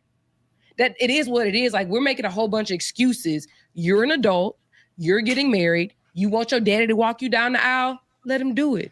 But it's to the expense of your mother not being there. Which should she's entitled to her feelings. So she's entitled to being hurt after she done moved mountains and did X, Y, and Z for you. Period. Could the father say the same thing? What mountains did he move when he wasn't there? You don't know why he wasn't there. I think everybody's entitled to how they feel, but still, she needs to make a decision. We don't need to know what she wants. You're right. You don't need to know, because end of the day, I'm sorry, maybe y'all daddies are different, but it ain't no woman, my mama included, who was gonna keep my daddy away. Yeah, whatever the reason is just an excuse. It could have been the mother and the breakup. It could have been anything. But he chose not to be around his kid. That's on him. It doesn't matter why. So Can somebody keep you from your kids? No. Thank you. But that's the end. Not all men are like that. Not a lot of men are dangerous. I'm dangerous. So there's a big difference between me and it's not. Yes, the hell it is. If you were somebody, if you want to be with your kids, you will make it happen. Here's the eye-opening cool. fact. I hate is when this. motherfuckers say shit like that. She still wants her father there, which means whatever her mother has done wasn't enough. Which means that's not what it means. What do you mean? Whoever her mother is to her wasn't enough. Because if you're looking at it from a perspective, which I can understand. Now, if you didn't raise your child for whatever reason, I don't coast. You see the way those legs just crossed, Kay? Sir, good night. That's a Cam Newton cross. But look at how feminine she looks. Even though she looks a little bit irritated, look at how feminine she looks. Nice and soft. Yeah. The other shorty that's debating the topic, letting her nut hang. Yeah, her masculine. Leave her alone. Even in the conversation, she letting her nuts hang. It's body language. Sign with you. I do think that you're a lame ass individual. He could have been an usher. But what I'm saying is that child is or adult has a relationship with that father that has not been fully explained here. But it is very telling that the relationship is strong enough for her to consider her own mother not potentially being at her wedding, who was there. And I think that's the thing. I don't disagree with you. I think if that feeling. So okay. He is so disgusting. I hate his viewpoint there. You can't belittle the mother because she wants her father. We play completely different roles. You want both of your parents. Yeah, so for him to belittle the mother's participation in her life and presence in her life, and him to say something negative about what she's done is horrible, or not enough is horrible. It has nothing to do with her wanting her father in her life. I agree, but the mother said he ain't coming if he comes. Well, that's different. But for him, that's what they're saying though. No, for him to just stay off rip that her mother didn't do enough is terrible because she wants her father there. Her mother could have given her the sun, the moon, and the stars that was in her possession. Oh, I agree. It had nothing to do with her. She could have had a great and wonderful life without her father. But at the end of the day, you want both of your parents, so don't shit on the mother just because of that. I agree that that's not the case, but it kind of helps to say that when she says, "Hey, you got to choose." I mean, well, yeah, she's absolutely wrong in that regard. Yeah, so that part kind of fucked it up. But no, I agree. It should have nothing to do with her. You feel so strongly about your daddy being there. Stick to it. Let him be there. And it's going to be to the exclusion of your mama. Then make your choice and stand in it. We don't want to hear about, well, maybe the mom did this, blah, blah, blah. Who gives a fuck? You make a decision because that is what adults do. So I can guarantee you at my wedding, So like she was the main one that brought up like dudes are a piece of shit if they're not in their kids' life, no excuses, all this other bullshit. But the type of attitude she's got, she would be the one that keeps her fucking dad away. Like, and not being able to see the child. Like she's got that fucking attitude. And she's spewing off shit like it should be easy as fuck. Like, hey, let me hit you up. Can I have my kid today or whatever? And she's like, oh yeah, absolutely. Bullshit. Come on, man. I mean, you see she's sitting on the fatty the way that leg crossed.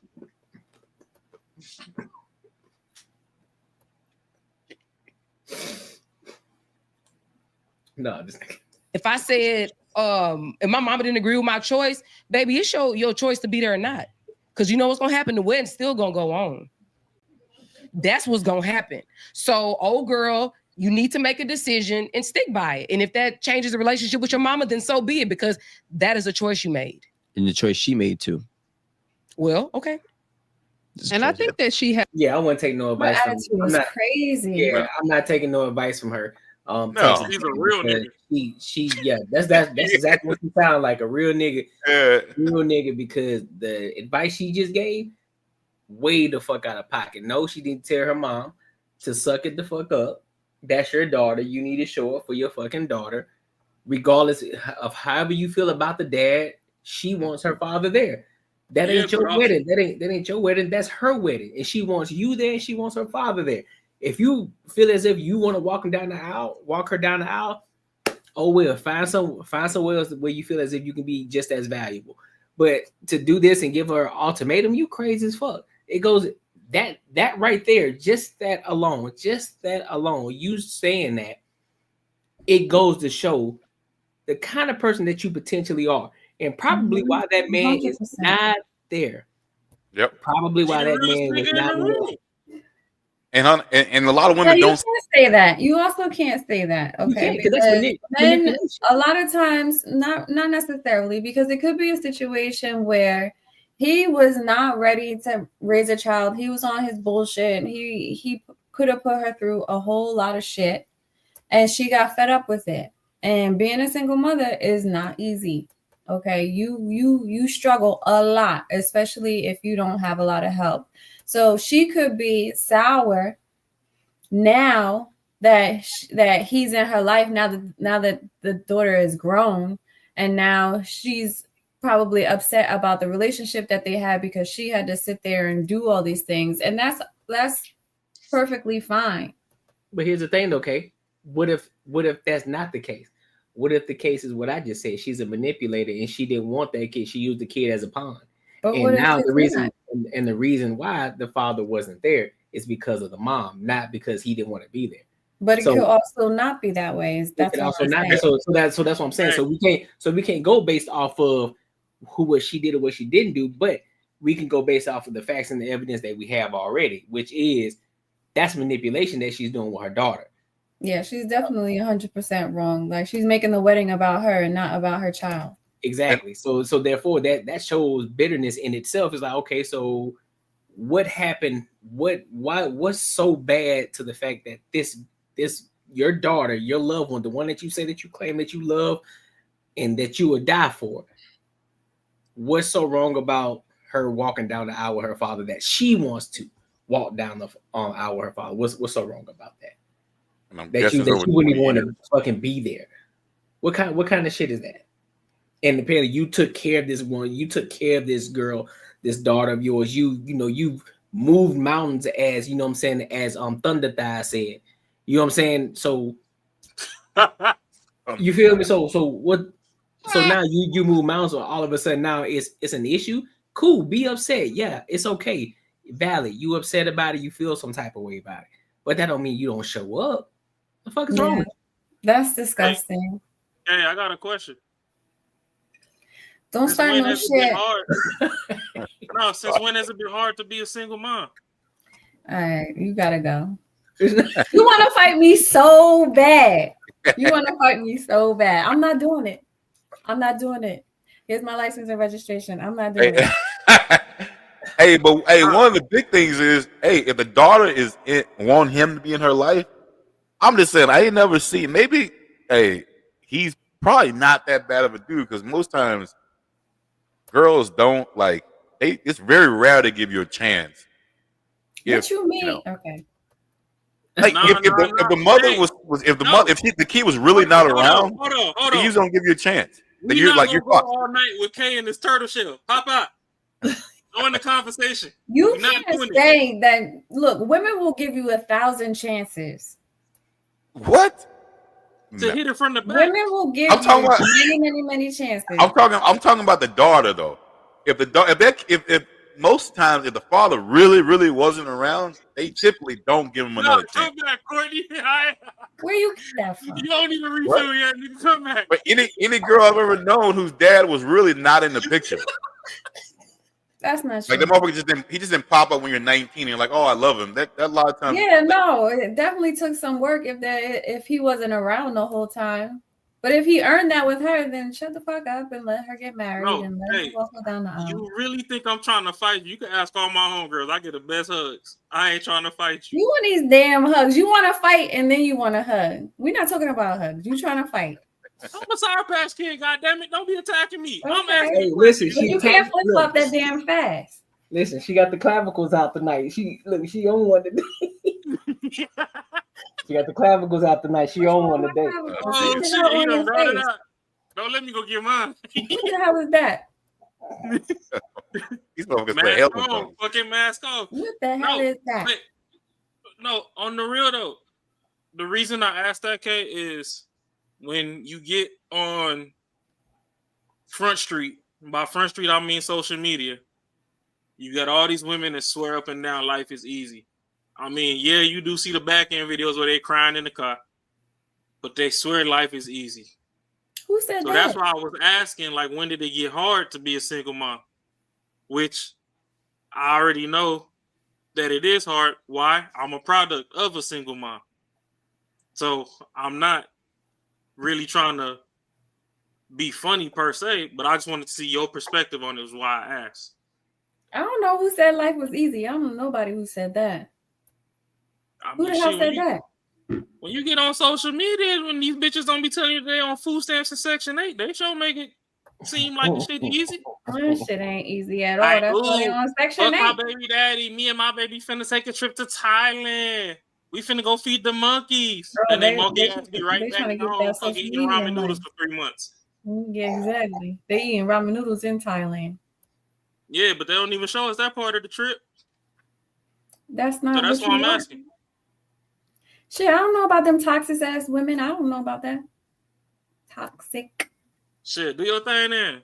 I know you don't see with your leg crossed knee over ankle over knee. I'm gonna sit like that. I'm gonna sit right like that the whole time. You sit like red leather pants over there looking real nice and petite. She don't got no thigh meat in the way. I ain't trying to hear that shit. I ain't trying to hear that shit. Shorty sit with the number 2 from Arby's on display. Fuck out of here with that shit. What are we doing with this mask? What are we doing here? Lord. He told me I couldn't go off camera, so I had to put the mask on.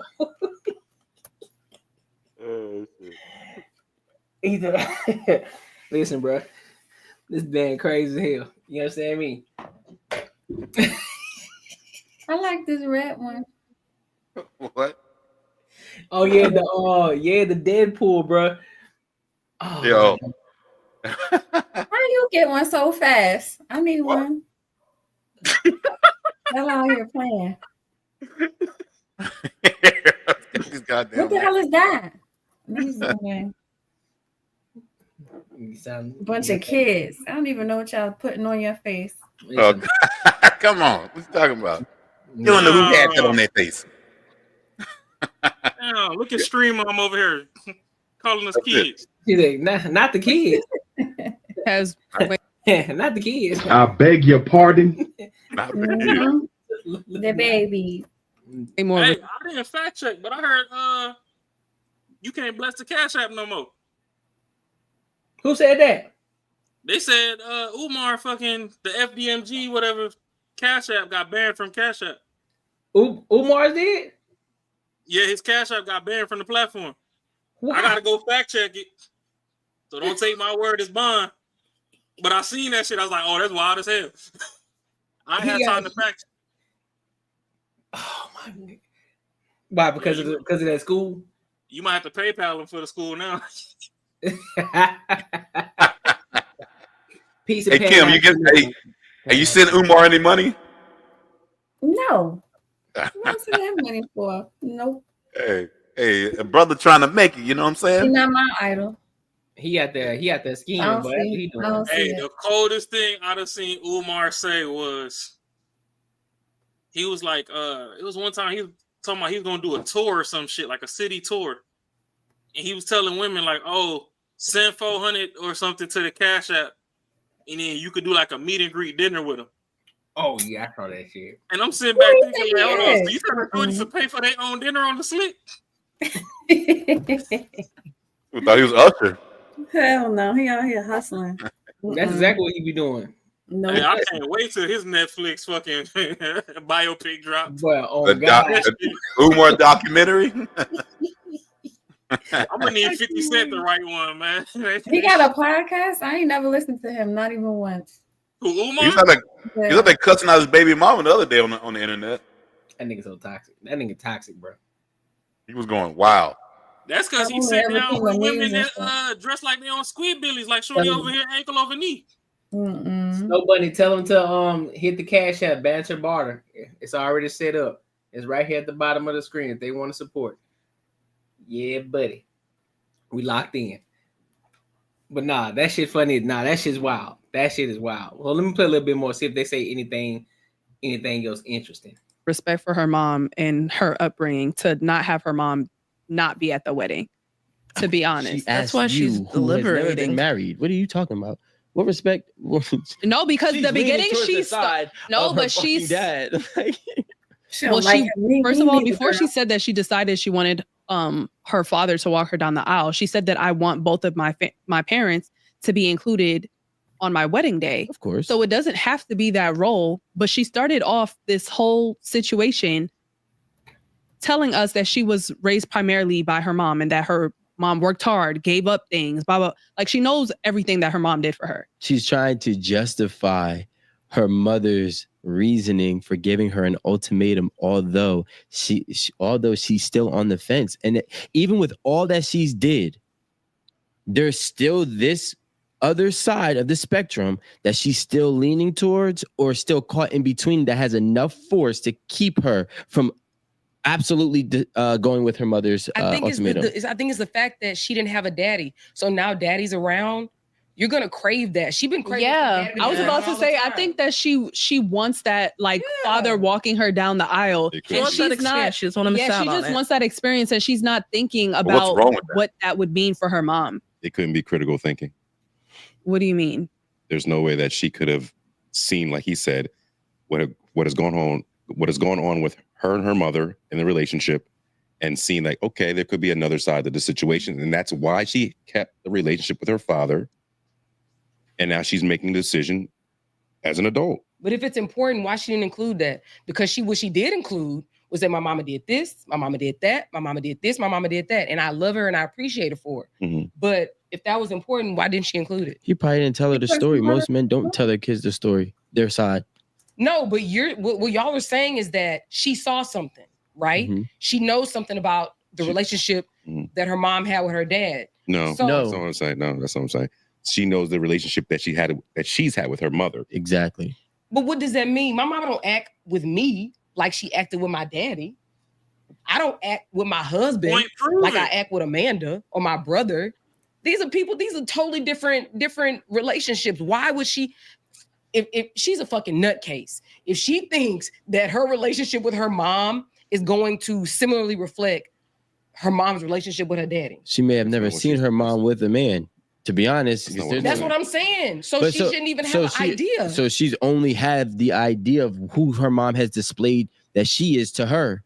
She doesn't have a comparison to say, okay, all right, maybe I had another man in the house, whether my mother was. We don't know that.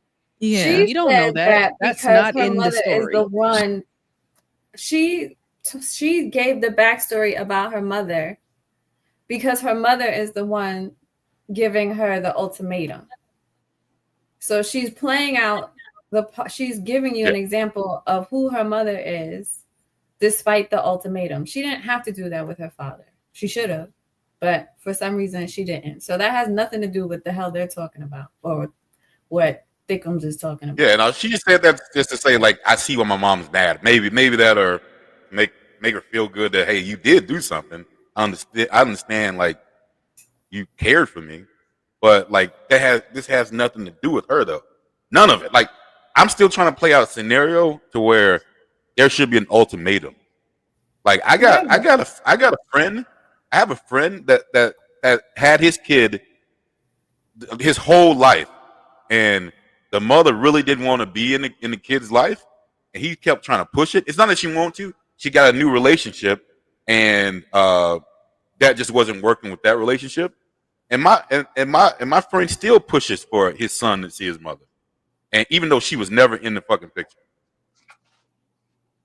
So like I don't get like I just don't get what that has to do with her. Like even if he wasn't there for some reason, like if your daughter has been a bigger person and say, hey, you know what, dude, like I'm not gonna let that affect me. I'm gonna keep this positive attitude. I want my father in my life. You should be happy about that.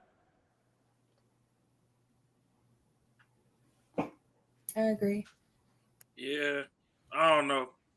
Being a parent is a selfless act. So I just feel like it's kind of selfish for one of the biggest days of your child's life. You over here, quote unquote, beefing with the ops.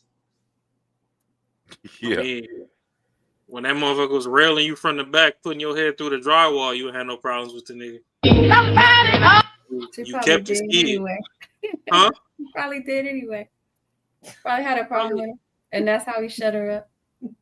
I mean, well, shit.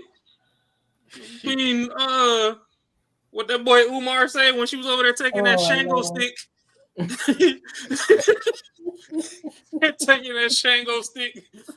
She wasn't complaining. So now everybody talking about my truth, my reality. Respect your daughter's truth and her reality. She wants y'all to show up for her. It ain't about you. So sit there for 2-3 hours enjoy the ceremony, and get back to beefing after the fucking shit's done. But when it's time to take these family pictures, bitch, smile. Facts. Right. Because you was smiling when you was gobbling the whole shaft with the boss. Somewhere between there is when you got mad. So don't woe is me now. You did your part. She never said she don't appreciate you for your part. But she also knows that traditionally a grown-ass man needs to walk her down the aisle. What better man than the nutsack she came out of? Right. If that's her real daddy. She just need to mind her business at this point. Your daughter's grown. She's getting married. Let her have her relationship with her father the way that she sees fit. Hopefully they get along and everything is great. If it goes down, then be there for your daughter, and you can say, I told you so at that point. But yeah, of course. Of course, you're waiting on that. I told you so. So I'm going to interact with the chat real quick. Snow said, women carry without the daddy. We don't produce. That's correct. Men create life. Sperm cells are created in the balls. You do carry. Your girl had them balls. Boy, she had them things hanging, boy. Well, she was saying like she was at the truck stop. I thought I was watching the episode of Squidbillies. But nah. Squidbillies. What the hell is that? But you carry, you don't produce. Yes, that's true. The problem is, once that man nut off in you, he has no more rights. You choose whether that baby gets carried to term or not.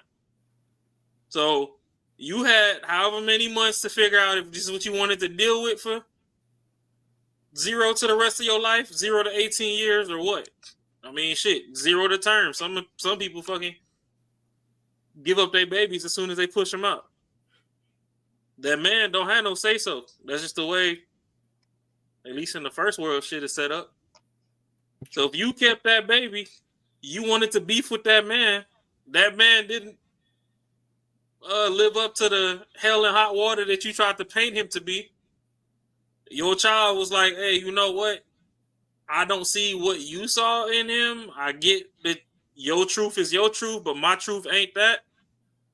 This is my day. I need y'all to show up for me. You're going to have to shelf that for fucking 10 hours. And just pop out, put your fake smile on. Shit, half of y'all motherfuckers fake with y'all friends and shit anyway. Y'all survived one girl's trip and break up. So you always got to add some extra little spice to it, don't you? I mean, gotta add that little spice to it. It take more than salt and pepper to cook now. Please advise. So, I mean, you got to put some sauce on it. But if that's the case, just show up on that one day. Fake the funk, whatever the fuck you got to do. Then when you leave, pull her to the side and be like, hey, why the fuck did you make me do that? And then you can continue your beef from there on. But your reality is not going to be your kid's reality. It's not going to be the motherfucker that fucked you's reality. All the realities are different.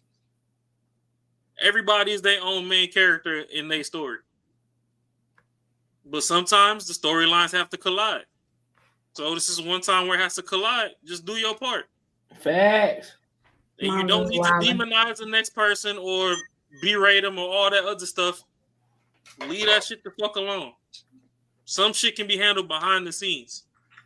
Pop out on the big day and behind the scenes, hey, I really don't appreciate the fact that, you know, you brought your daddy around and had me over here faking the funk with his family after his mama done beat me up and his sister done fucking left me homeless or whatever. Whatever the fuck y'all want to go down memory lane after, that's between y'all.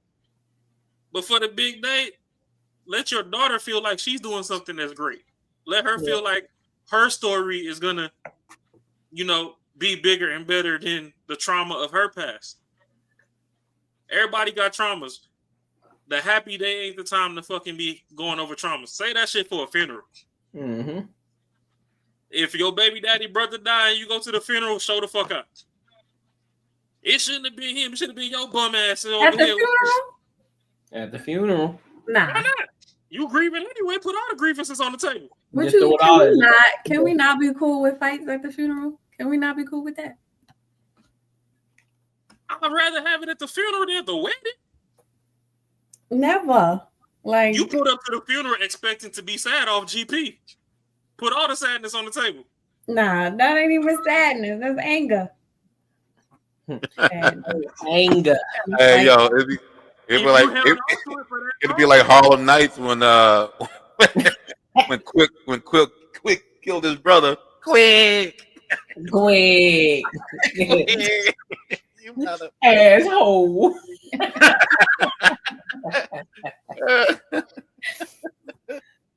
I'm just saying, if you held on to it that long, it's sad. So just go ahead and get all the sadness out the way so we can smile tomorrow. We don't need to be running from the funeral home and shit. No. That'd be all right. I ain't saying bring the pistol in the party, no. Now, what makes you think they're not gonna do that? Okay, write all your grievances on a card and throw it in the hole when the body Good gets night. let down. Cover that shit up and let it die. Write in a piece of paper, throw it in the grave with him. There you go. Man, add it to the dead body. Let that shit die. Don't ever bring it up again. If you can't resurrect the nigga in the hole, don't bring up the topic. Fact. Listen, man, make sure y'all like, comment, subscribe for the algorithm, and make sure y'all hit that bell notification. So look, last topic of the night. Anton Daniels. Well, it's Anton Daniels, but the topic is about Andy Byron, the CEO of Astronomer. Yeah. Okay. Oh, this dude. Yeah. Oh, look at you. Come on. Here we go. Yeah, buddy. We already know what time it is. We know. I hope you got a compilation video of all the shit they put out. They are crazy. So it's gonna be different parts that we're gonna play, but it's all based off this Andy Byron situation, and we're gonna react to the Anton Daniels channel, right? It's fucked up how he put old girl in that bad position with her husband. Huh? Listen, that's how I'm fucking with you, but that's how motherfuckers trying to make it seem like. Let me stir my yak, Jack. Let's get into it, bro. Yeah, here we go. It's gonna be a good one. Hold up. What I'm saying is stop asking for special treatment, and we shouldn't have to change society in order to fit the narrative because you want to join into our spaces. You just gonna have to compete. That's all I'm saying. No, when you say we shouldn't have to, I would have to say the CEOs and businessmen understand that by accommodating whatever women's needs are, it's a benefit to them. That's why they do it. They do it because it's a benefit to them. To have No, more. we don't. No, we don't. No, we They don't. don't really That's why want when to. that's why when they said that Yeah. that's why when they said that companies were no longer mandated in order to hire affirmative action and diversity, equity, and inclusion, because they killed affirmative action first and then they killed diversity, equity, and inclusion many years later. That's why you seeing companies abandon that shit like wildfire. They immediately was like, yep, we going into a merit-based system. And because they no longer had to accommodate and they no longer had to meet expectations, depending on what state that they were in, to make sure that they were an equal opportunity and an equal employment place. They didn't have to do that no more. They didn't do it. We listen, for whatever reason, y'all think that we need y'all in the work. We don't need y'all like that. Yes, you do. The way that capitalism works is that the need is filled, either the need is filled or the market adjusts accordingly. So you go where you celebrate it. People move jobs based off. The reason why everybody migrated from the south to the north is because that's where all the jobs were. It wasn't that they was like, oh man, you know what? We need to create a space where we can create jobs for people in the north. No, they created cars, they created the assembly line. They realized that people can make way more money up north, and that's where everybody. It was up to 50,000 people that was moving up north per month. Per month, they were building whole train stations around what was happening in the market at that particular time. When it was the gold rush, everybody moved out west. That's how you started to populate what was happening over there. When they created the financial district over in New York, and everybody wanted to start to, possibly create a whole new legacy for their family, and they moved over to Wall Street. That's what happened over there. They created banking to fill a need. They created homes in certain environments because it was to fill a need. They created schools in a certain environment in order to train up more employees. The way that the market works is that it adjusts to whatever the circumstance is, whatever the culture is. The fact that we had to create an entirely different culture in order to accommodate women is the reason why United States of America started to fall behind other countries and they started to be able to catch up. That is the truth. I want to say this too. I want to say this. Definitely. And like, you know, it's cool that women in the workforce and stuff like that. But I do want to, since we're talking about back in the day, prior to 1960, black folks, we had the highest marriage rates out of everybody. And now that like women is in the workforce, our babies in our household really like taking a hit. 85% of children that have behavior disorders come from single parent household.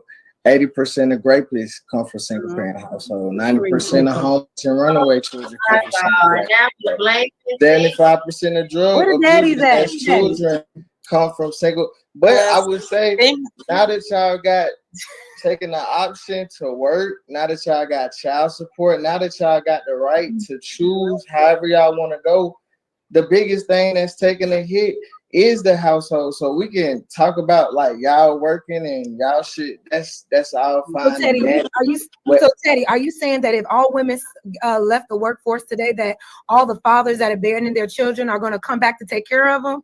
No, I'm saying when y'all ain't have a choice, when y'all have a choice, we're at work, and that's the reason why there are so many of these broken homes, because we at work. Let me answer you. Stop going to work. That's not the reason. It's not designed for family. Let me answer your question. Let Teddy answer. Go ahead, Teddy. I'm trying to understand. Before y'all had all these rights and before y'all was really in the workplace, we produced the best families. We produced people like Dr. She said something about Malcolm X, Marcus Garvey, all type of black leaders that we produced. Martin Luther King, all type of leaders that we had when we did have those households intact.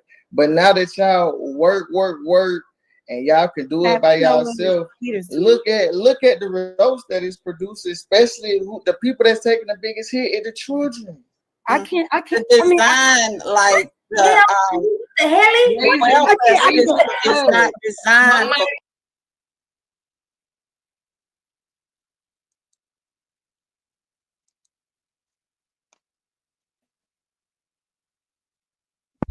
My bad. That man is aggravating. Which one, Teddy? This is so Uh-oh. It's such a hard conversation. What you clapping for? What you clapping for? Because you're talking. I'm here for it. Good night, yo. It's really hard it's okay. Women, we don't want to work. We want that soft life. We're literally telling y'all we don't want to be a single mother. We don't want to work our asses off. We don't want to have 32 degrees just to get higher on the ladder. We don't want to be independent anymore. We want to be taken care of. We want to be provided for. Like, this is so crazy. So yes, no, we have to work because we can't afford to have a one working household. Like, a man can't just, oftentimes most Black men aren't making enough money to take care of their families. It's not possible. So we are not working. Most of us are not working for joy. No, I agree, but the ones they talking about are the ones who, when they do work and they get this stuff, it comes with a lot of shit, a lot of attitude, a lot of, hey, I deserve this. I run everything around here. It just comes with a lot of shit, and I think that's the main part. Yeah, I'm gonna tell you, for me personally, if I was a billionaire, my girl's still gonna do something. I mean, I don't give a shit. Like, it is what it is. That's just how I feel. Be sitting on the couch, right? That's disgusting. Yeah, you gonna do something. I mean, if I got that much money, you doing something. Like, we running, some sort of fucking real estate business or something. Something's going on. Right. But a lot of times you will see, like, even with me, I'll just say, I'll go definitely personal on it, but like, I remember like one of my early relationships when I lived with this girl. She made more money than I did, and it's just something that came with that was just. It was more like, believe me, I wasn't like bad that she made more money. I was glad, like hell yeah, it makes my life a lot better. But it still comes with like situations more like you can't tell me shit kind of stuff. Like it doesn't. It's not like the easy, nice going kind of person. It's kind of like, yo, I mean, you just can't tell me shit. Because most women aren't gonna respect you because they are the ones in the control. They're basically the providers in that sense. But this is the thing, though. It's crazy to me. It's significant. If there's a significant difference in pay. But it's almost like they jump into like this mindset of how you think someone would be back in the 30s or the 40s, like a dude would be back in the 40s. I make money. You know what? You do whatever the fuck I tell you to do. You don't do shit. Sit your ass on the couch and fucking make me babies and just saying dumb shit. You know what I mean? Like, I really don't think that's how it really was. I just think that's how people portray it was. I really don't think it was like that. That was not like, dumb shit. That's kind of how they come up with it. That's kind of like the mentality they have. Kind of like, I make this money. I've gotten to this level of success. Anything that comes out of my mouth, you need to respect me. You need to do whatever the fuck I tell you to do. There's a lot of men like that. Huh? There's a lot of men like that because your ego gets involved. I don't think no. Hold on. I don't think so. Let me open up this damn Harry Potter cloak I done discovered over here. I said a lot of before you come for me. I'm not. Why you always think I'm trying to attack you? Because you be saying my name. I'm not here to attack you. You address me personally. I come in peace. I come in peace. Nah. The thing is, everybody crying, oh, it's so expensive outside, blah, blah, blah. Well, shit. When y'all was riding them white people coattail, before y'all got to DT, y'all was riding all the other white folk up to now. This is what it got you. When you were staying at home, it was one person making the income, and society fucking revolved around that one income. Now it's two incomes, so y'all made the streets expensive. You now can't say y'all, and by y'all, you talking about women?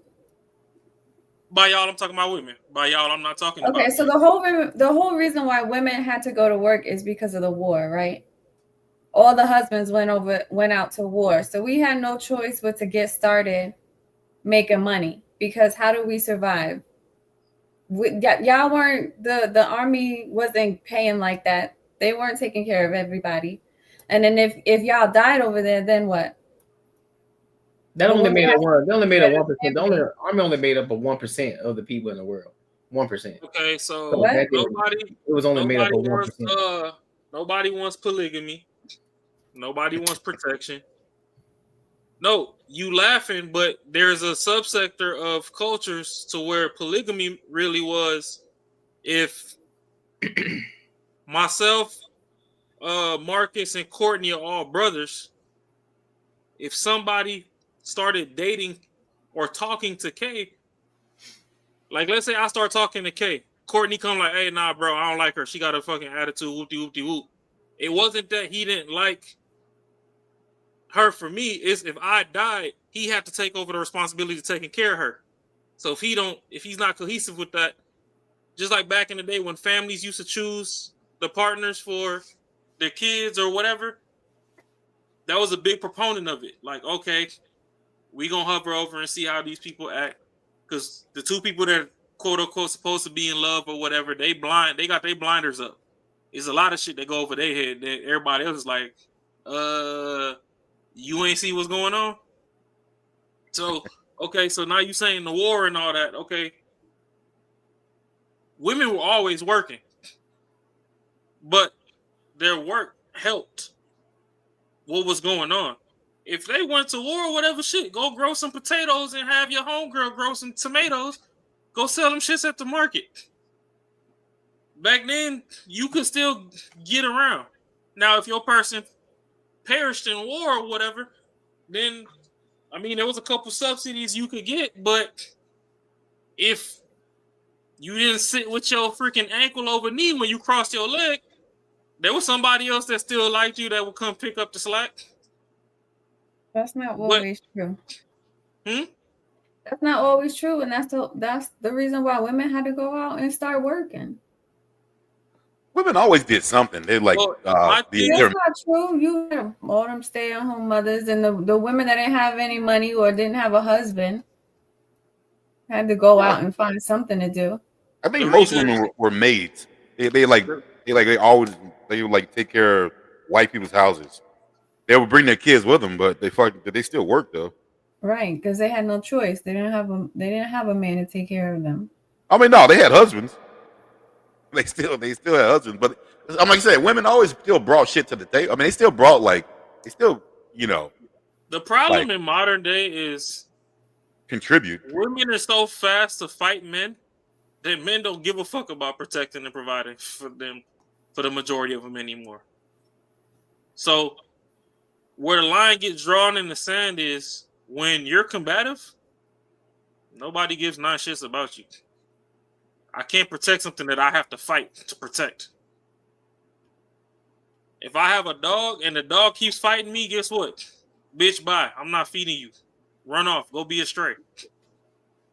If I have a dog and the dog is trainable, hey, you might get a premium piece of steak every Friday at 9 in the morning on the dot. Because you doing your thing and you listen. When I tell you sit, you sit. When I tell you get them, you get them. So it's the same thing with women. Not to compare women to animals, but there's a hierarchy of things. If every time a man tries to give you an instruction, you fighting and pushing back, then you probably just ain't built to be with somebody. Because he has 30 things over here he needs to go get done. If he's giving you a list of 9 things to get done over here, whether you like it or not, just go do what the fuck he asks you to do, because it's helping both of y'all at day's end. Because when he's out all day doing whatever he's doing, whether it's going to war and catching a body and coming back home, or tilling the field, or building the Empire State Building, he's not complaining out loud in your earshot when he's doing it. So when he asks you to do a small list of things that ain't even half of what the fuck he got to do when he leave the house, then it's just, that's where the 50-50 should be. Meet him halfway with what the fuck he asking you to do. But nah, everybody wanted to be big and bad and go get a bag and whoop-de-whoop-de-whoop, and oh, your homegirl Patricia fucking just got a new Birkin bag, so now you need the next one that drop, and whoop-de-whoop. Now y'all over there competing with y'allself, but y'all telling this man that he need to provide for you to go get all that, and he's like, nah, I'm trying to pay these bills so that these kids can at least have a structured spot to grow up in, so that they can carry on our legacy from where we left off and build up on that. But everybody else just worried about squandering the shit off. And now we in this big cesspool of fuck where everybody want to go clock in at a job. Women complaining that, oh, they don't make as much as men, but then other ones is over here talking about, oh, we balling on the men to make more. Then don't nobody want to listen to a man. And everybody's saying, oh, fuck my daddy. Now daddy want to go walk his daughter down the aisle, and that's the issue. And we just back to fucking square one of being in the shithole. Things was working back then. When the women were feminine, when it took a community to raise a child, it took that same community to take care of women. That woman that went out and she baked fresh bread or whatever, trust me, it was 6-7 people out there that wanted some of that bread. We knew Miss Patricia's bread was the shit hitting. And y'all better not fucking talk back to Miss Patricia, because she don't fight with nobody. I'll beat your ass if you fucking disrespect her. We definitely lost our community. But then Sharkeisha came through, and we seen on World Star saying Sharkeisha don't hit her. It was like, shit. She out here DDTing men. Since she big dog, she got it. She want to sit ankle over knee, she got it. Let them coochie lips hang there. She got a nut hanging out.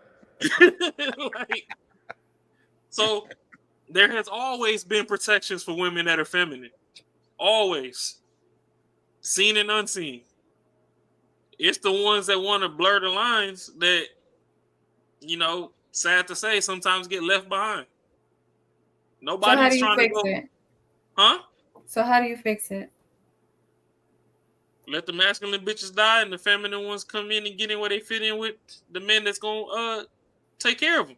No, that ain't gonna work. That's not gonna work.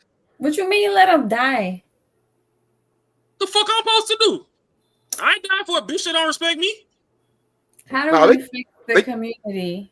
They can pair up with the weak dudes. How do we create a community again? How do we have that cohesiveness? How do we fix it? Women already created community. They get nutted in by 6 different niggas and had the kids. Come unity. I don't have time for you today. He came, they unified. Courtney, help your friend out over there. So I mean, so looking at it from the standpoint, how do you fix it, right? So since you got a woman that's all about the sister code, one thing is for sure is hold each other accountable. That starts there, because the men are gonna hold each other accountable at the end of the day. Whether a lot of women want to agree with that or not, a lot of men do hold their group of men accountable for the bullshit that they do, right? So if y'all really are about the sister code, hold yourself accountable. Like, hey, shorty, you don't need to be talking to that dude because he ain't shit. He's not conducive to your life. He's not gonna be the one that's gonna get you to, the pearly gates in regards to, just on this world, the financial. Courtney, what's up? That nigga make $100,000 a year and got a 14-inch PE. Fuck all that. It ain't about that. And that's what I'm saying. And I know, and that's exactly what will be the rebuttal, but that's where they're gonna have to unify. It's like, hey, fuck that. Nigga, do you want a stable home? Do you want to raise a child that's gonna be a contributing member to society?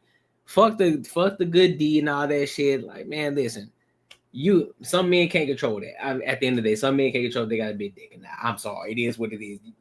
If he ain't got it, listen, you gotta figure it out. Blur the lines. It's like right. We tell y'all about Pookie and Ray Ray, y'all be like, oh, fuck y'all, you got a little shrimp dick, or oh, fuck you, you broke. Hey. Don't call me broke when I'm on year 1 working at NVIDIA when we know chips finna take over the world just because Ray Ray in the streets fucking pushing packs. They just passed the bill that if you got XYZ or fentanyl, they finna give you life. Yeah. And I'm also an advocate of too, getting into relationships early when you're at your peak as a woman, but also when that man is not at his peak yet as a man because he's still growing and learning. But this also comes when this young man also has that foundation around him where he understands where he's going, what he needs to do in life, and the structure that he needs around him in order to get to where he's trying to go. Because again, the studies show that a man that is married becomes 10 times more successful than a man that's single. That's what the studies show, right? So if you are a woman, you understand. The fine print on that study to everybody watching is married to the right woman. Yep, that's the fine. That's the fine print. That's the fine print. Married to the right woman with 3 kids. You're not gonna be under that blanket of the statistic. You're gonna end up like old girl that's trying to cuss you out for showing up to your daughter's wedding. Yeah, and you didn't learn how to vet, and that's where you have to be. And as a man, that's where you have to have your standards as well. You need to understand who you are as a man as well. Same thing as a woman. You have to understand your standards, but be situationally aware. Because I know there are a lot of women, they're delusional about where they stand. They're SMV. I know a lot of women don't like to talk about that. A lot of them think they're 10s. They think they're baddies. Like, no, you're not a baddie. You don't deserve to get that top tier man because you're not even in his peripherals. You're not even in his vision. You're not even in that. So you need to date within your means, and then you thrive from there. But you have to teach the younger ones that. Now, for the ones that's already, they got the kids and they're up in that age, they can hit that invisible walls. Like, look, it's still possible for you, but it's gonna be a lot harder because you still got to compete at the end of the day. And then once you get married, that's just the beginning, because that's when it actually starts. It don't start once you get the man. It starts once you get married, because you still got to compete. Because once that man continues to grow and build and become better and better, and he becomes that top tier man, guess what? There's gonna be more women that's gonna want him, and you gonna have to compete. Whether you want to or not, you have to compete with other women, even though you're married. Yes, you Hell got yeah. to, because you got to think about it. Do you understand the type when this man is a smaller percentage of the rest of the man? So I'll break it down for you real quick. 8% of there's out of 57% of the men of black men. I'm just gonna stick to black men. 57% of the black men are in the middle class. Of that 57%, are 8% of that 57% are millionaires. That's a small percentage of men. So now when you start to factor in height, weight, and all that extra shit, that number becomes even smaller. And so a lot of women fight for that type of man. So you can only imagine the type of, and you see on TikTok, Instagram, YouTube, all these women talk about these type of men. That's a small percentage of men. So all of these women. So you're saying if I marry this man and he gets to this higher tier that he wants to get to, I still have to compete with women outside of my marriage? Hell What? I don't understand in what way. Because why are we locked in? I don't understand why am I competing with women? Why are you still worried about other women? I'll let Courtney cook on that. Okay, so the reason why you still want to compete is because you're married to him, but do you understand how many other women would want to be in that position that you're in? Correct, but compete in what way? Compete by doing what? Okay, so let me break it down. All right, so this man becomes a top tier man. So I'm gonna give you two scenarios. So say this man becomes a top tier man, right? And on exhibit A, you're the woman that you just sit in the cut, you're not doing much, you're not working out, you're not exercising, you're not growing with your man, you're not growing with them. So therefore, that whole thing that a lot of people talk about, you just kind of grow apart. That tends to happen because this man is doing this, he's busy, he's on his shit, he's making moves in the gym, becoming his best self. And you as a wife, you just saying, well, I'm the wife. I'm just, I'm doing my thing here. I kind of let myself go. So you don't have a healthy relationship. I kind of lost my individuality in this situation, because I'm here. You're comfortable, right? So now he's out here in the world becoming his best self. And all of these women, you got little youngins, fit, feminine, submissive, ready to just give it, ready to take it all. From you. The thing with that statement that you just made is, if the relationship isn't healthy, that means that you're not competing anymore. Competing is a weird term to put on it, because to me, if I'm in a relationship, if we're married, we are committed to each other, we're growing with each other, we're improving each other's lives, we're enjoying our life together. So I wouldn't expect to be in competition. Yeah, but you are with women outside of my relationship. So that means, so are men in competition with other men as well? Yes, absolutely. Yeah, absolutely. They're always in competition. So let's flip that scenario around. So let's say you're a baddie, and this dude, he may not be a top tier man yet, but he knows the type of woman that he got. He knows that there are other men that are in a better position that he's in, that's going to be shooting a shot at you. So therefore, he's going to be like, all right, I understand that all these type of dudes that shooting a shot at her, I need to step my game up. This nigga here fit. I may not be 6'4", but I know I need to get in shape. I need to get my money up. I need to become a better dresser. All these, I need to build my character. I need to do all these. I got to compete. You're still competing at the end of the day. Considering the traditional relationship that we were discussing earlier. So back in the day, they were still in competition as well, or they were required to. But you couldn't get divorced, right? Like the divorce rate was way lower than what it is right now. Because people actually understood. They had the conversation. They were like, okay, I vowed to you to get married to you, so therefore we're gonna stick it out and we're gonna work things out and fix it. Man, but now we're all in competition. There's always been competition. Because think about back then. To work, so she stayed home and she sucked some dick. Then when he went to work, she was banging the fucking mailman. That's what the fuck happened. That motherfucker. Yeah, he was sleeping with his HR rep. Yeah. Hell the fuck yeah. Because you went top. Look, marriage is a start line, not the finish line. Fact. Usain Bolt don't run a 100-meter race and win a world record and just be like, oh, I'm the world champion. Nah, you got to pop back out next year. Fact. And defend your position Fact. until somebody else takes it. So marriage, every day, your goal is to make sure nobody takes your position. Yep. So if you want to pop out a kid, I gotta disagree with y'all though, but I'm gonna let y'all keep What going. you disagreeing with? I gotta disagree a little bit on that. Take the flow. Take the flow. Well, I mean, if you're married, you locked in. I mean, if you get to the point, like if you get married, so like if I'm at a point where I'm with a girl and I fucking decided I'm gonna marry her, she's gotta be legit, for real. Like she gotta have all that shit together. Yeah, you have to constantly, you can't change. You can't once you get married, you can't be like, well, fuck it now. You know what? I'm gonna be an asshole. I'm not gonna be all other shit. I'm gonna be a bitch and all this other bullshit. Then yeah, obviously you're gonna fucking leave that motherfucker. Find someone else. But like, I would never want her to feel in like a situation where she could think our relationship's in jeopardy because maybe she's not as hot as this other girl, or maybe all the normal shit.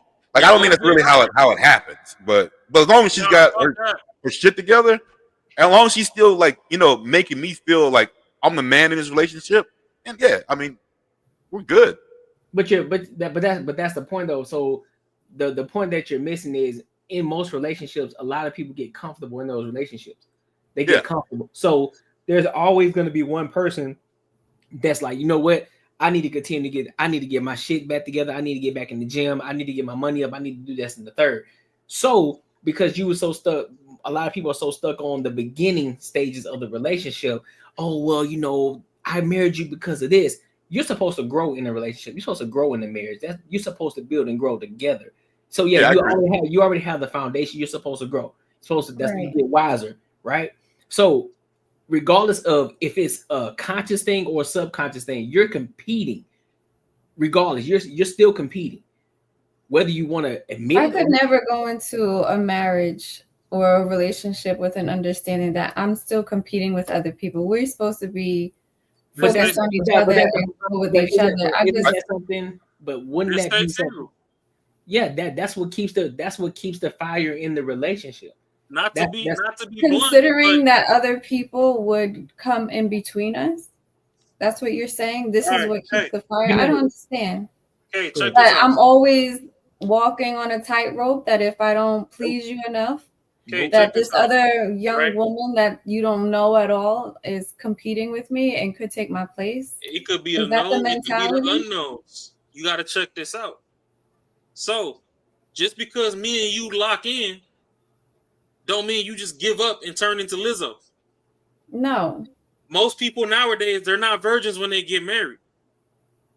So if I get married to you, I go buy us a 7-bedroom house. I buy you a G-Wagon. I still got 3 exes that fucked up. That still, their fuck ups was minuscule. It was a minor fuck up, but they still fucked up. They seen with everything that you get, they trying to spin the block. They sending pictures of their butthole in the areola now. Talking about, oh, look at me. I didn't get that big. I still weigh 150. You over there with that little 300 plus, bitch. I know you don't like that no more. Boom. You over there, you like, ooh. My man, he do got that little 9-inch Louisville slugger, but that boy Day really did break me off with that 13. He hit me with that monster can. So y'all are really only referring to fucked up relationships. Like you're no longer equally. Look, I'll give you a real. It's not clicking for me. Let me give you a real. It's not only fucked up relationships. Yeah, these are solid. You competing with your past and you competing with the future. Men know this. Men play video games. If we play a racing game, if we do our greatest lap today. Some of the racing games, they have what they call a ghost mode. You can race that same lap on ghost mode. So if you run your best time, you woke up, the stars fucking align. You run your best time. You might spend another week or two trying to beat that time on the video game because you making minor mistakes here and there. You always competing. There was a dude, it was a Reddit thread a while ago. This dude, the only reason he never sold his Xbox is because his dad set this great ass time on Gran Turismo, and the only thing that helped him cope with his dad passing was every time he turned that video game on, he could play with that ghost mode of his dad. And there was a couple times where he was actually going to beat his dad, and he never let it happen because he never wanted it to be like, oh, I beat my dad on the game. you're always competing. The object of fucking existing to begin with is to be a better person tomorrow than you were yesterday. I think so we get if confused. you get into something and then you sit back and you complacent, there's other people waiting to take your spot. You think you a baddie right now? Put a ring on your finger and see how many more people actually come up and start shooting their shot at you. Yeah, I think we get confused with the words. I'm kind of in the same boat as you, but like, yeah, but what you're pretty much saying is you can't lose yourself. You know what? You can't be there and just say, you know what? Shit, I won. Fuck it. You know what? That's it. It's more like, yo, because to me, in my relationship, I would never think that I'm in competition with someone else. Fuck that. I'm gonna do better for myself. I'm gonna make me better. But I would never walk through life being like, I'm in competition with some other dude that might take my girl. I would never. That would never cross my mind. Well, that's a thing. Yeah, though. but when you clock in, But it could. But it could. Like if I slack, just say fuck it. You know what? If I say fuck it, just say if I lost my job and I'm just gonna sit here on the couch and fucking sit for 6-7 months. What's gonna happen is, some other motherfucker might come up and swoop my girl. You know what? But that's me losing confidence in myself. That's me slipping. Aren't you supposed to work through things though? Like, isn't there supposed to be effort put into relationships? I'm just not understanding where the competition comes from and why you so quick to go find somebody else or fuck this other ex-girlfriend that you had. Like, I don't understand. So here's the thing. I got this a real life story. I ain't gonna say no names or anything, but this is a real life story situation, right? So I know this person, I know this individual, they're married, right? So they went through a rough patch in this situation. They went through a rough patch. So the guy, he decided to, you know what, I'm gonna get my shit together. This is a real life story, real shit. I'm gonna get my shit together. I'm start focusing on building myself up, owning my own businesses. I'm gonna start I've been talking about owning my own business. I'm gonna start on that. I'm gonna get back in the gym. I'm gonna start focusing on that, eating better, and all these different things. In the midst of doing this, as he started to get better and he started to thrive, every time he's out with his wife, she noticed other women watching him, paying attention to him, giving him different looks. Because y'all, as y'all women, y'all see that. Y'all see it. Mm-hmm. Y'all do see this. When y'all see men, other women looking at your man, right? And you know when your man is doing like, oh shit, hold on now. Like I see the muscles coming in. I see you working. I see you doing your thing. It's a different look. You see he's on his shit. You see he's on his grind. He's disciplined. He's focused. He's laser focused. And that attracts a lot of women. They can see that, right? So the wife in this aspect, she saw this and she was like, look, I can do one of the two things. I can get upset about this, or I can make sure that I don't slip in this situation. Because at the end of the day, you can't control what somebody does. You can't control what your husband does. And he can't control what you do. But you can, if you are locked in with your husband, you're going to make sure that you're leveling up with him. Regardless if you got the ring on your finger, you're going to level up with him because y'all are in it together, correct? So what she decided to do, instead of being upset and going into this whole woe is me situation, what she decided to do, she got back into the gym as well. She leveled up with her man. And guess what happened? Their relationship is even more strong because he's like, I see her doing the same exact thing that I'm doing. She is following my lead and she's getting in the gym too. So he ain't even stunned the rest of the chicks because she saw him starting to look too because she wasn't doing anything. Not saying that he was going to step out, but he saw the eyes wandering a little bit. So she's got herself together. Those eyes are no longer wandering. It's only wandering for her. It happens. We're human. At the end of the day, yeah, you're locked in, you're married, but that shit happens. And so therefore you have to, it can be a conscious or a subconscious thing. You still are competing with everybody else at the end of the day. You are competing because again, you can't control what the other person thinks. You can't control what they do. You can only control what you do. So therefore, if you aren't leveling up with your man or vice versa, yeah, there can be issues in the relationship. There can be. And that's the reality of the situation. Yeah, just don't slack. Just don't lose yourself. Don't slack. It's so that competition. So you're subtly competing with other people in the world because you don't want to get beat. You don't want to lose your husband or your wife to the next man or woman. because you didn't do what you were supposed to do in that relationship. Y'all see in relationships when these people break up, then all of a sudden these women go into this, oh, I want to get back and shit. I want to start focusing on me. I want to be this, and they get in the best shape of their fucking life. Okay, why the fuck you weren't doing that while you were married? Why weren't you doing that then? So why does it have to be once you get divorced and now everything is clear? Now all of a sudden you want to get in a relation. All of a sudden you want to get fit, and all. Why weren't you doing that for your man? Why weren't you doing that then? Because you understand competing once you're single. You understand that you got to be your best self in order to get the best type of man for you. You got to do the same exact thing when you're married. That's why when they say when you get married, it's just the beginning. That shit ain't the end. That's the start. Yeah, so that's how that works. What attracted you to a man that you married? Okay. Say what? The man that you want to marry, what attracted you to him? What are some things you look for in a man that you potentially would want to ask your hand in marriage? Somebody loyal, somebody who can communicate, somebody emotionally sound, somebody ambitious, somebody that can lead, someone that's loving, etc., etc., etc. Okay, so now problem with modern day where things get murky. Let's say you meet a man that's like that, and everything's going good. But now that women are in the workforce as well, you go get a new job and you realize the manager at your job is a stronger leader than the man you got at home. Is more assertive. He's more attentive to what your needs are. He shows a certain level of loyalty towards you, to being that, you know, you have a good dedication towards the company and helping him out. You don't see that somewhere in there sometimes, especially once emotions come into play, lines get blurred a little bit.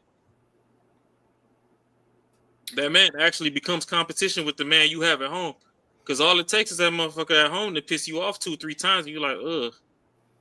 You know what? I kind of don't like that. I kind of don't like that analogy. I don't like that one. Aren't you supposed to have boundaries? Marcus, there go the problem. Marcus, no. Here go the problem. You don't like that, but we're talking about the astronomer CEO. That's why most chicks are leaving though, because of that shit. Something better. There's always gonna be someone better than you. I mean, everywhere. But that's the reason a lot of girls are leaving, because there's not always gonna be somebody better than you. Oh God, there's always someone better than you. I mean, you gotta be realistic. It's always someone better. Every day you wake up, when you go to that mirror to brush your teeth, you're supposed to look in that mirror and be like, I'm that nigga. No. I guess let me rephrase myself. In someone else's eyes, I'm not talking about. I think someone's better than me. In someone else's eyes, someone does something better than I do. That's everything. So, but here goes the problem. If you wake up for a week straight and you look in that mirror and you don't give yourself that affirmation that I'm that nigga, you slipping. But that doesn't make him look at me different though. He said he that nigga that week that you was taking off. Yeah, but that doesn't make him look at me different because I said I'm that nigga. It just doesn't. I know for real that's not. Like I said, like it's gonna be some days, even like you said. Like it's gonna be some motherfucker at work that's more loving than I am. You know what I'm saying? She might be feeling. I'm saying, yeah, you probably. But that's a reason women are leaving dudes all day though, because of shit like that. Because niggas is slacking on they pimping, and women is doing the same shit. Look, you got no. See, I don't care. The fact that it triggered you, I know it triggered fucking 5,000 more people out there. Come jump in these comments and fucking get your stress off. I feel like this is one of the reasons why. I feel like this competition mentality is one of the reasons why men become so insecure.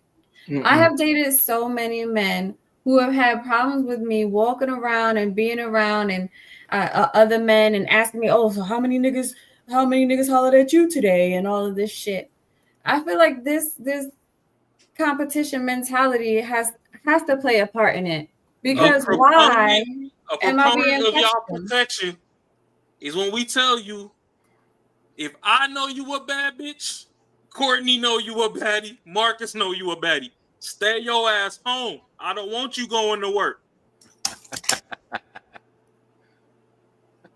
That's what and it's not even that. It's the So if protection. I go to the grocery store and somebody hollers at me, and I come back home, and you always asking me if somebody holler at me, you want to know the truth because you in competition. Like, why would you ask that? I don't think men are in competition like that. That's just an insecurity part on that man's part. If you go to the grocery store, if you go to the grocery store and you got a grocery list and there's 30 items on that list, I know by item 18, at least 2 people just stared at you. By item 23, one of them then walked down on you and tried to holler at you. By item 30, you should be heading towards the cash register. At no point there should you exchange any information. You can have a cordial conversation, but I know you a baddie. Sometimes I want to make sure you still a baddie. You might have put 30 pounds on. I ain't saying shit at the crib. I might cut you loose to go check the mail just so I can see if motherfuckers still looking at you. Like, do I still got Miss Parker or not? So I don't think so. So it's not the insecure thing in regards to like, oh well, shit, man, all these other niggas hollering at her. No, it's a competition thing. Like, hey, listen, I know I got like JB just said, shit. It could be him, it could be Marcus looking at you like, all right, bet shit. I know I got that fine thing, but also I know that I need to maintain myself and continue to build myself up because I want to make sure that I still remain him. I want to make sure that I'm still that nigga that you met plus some. Regardless, if you can tell me that shit all day, but he still got to believe that shit within himself. Like, hey, I'm him. Regardless, I can send you out to the store. Hey, go. I know you ain't fucking with nobody, but just let you know, I'm gonna make sure that I'm doing my end.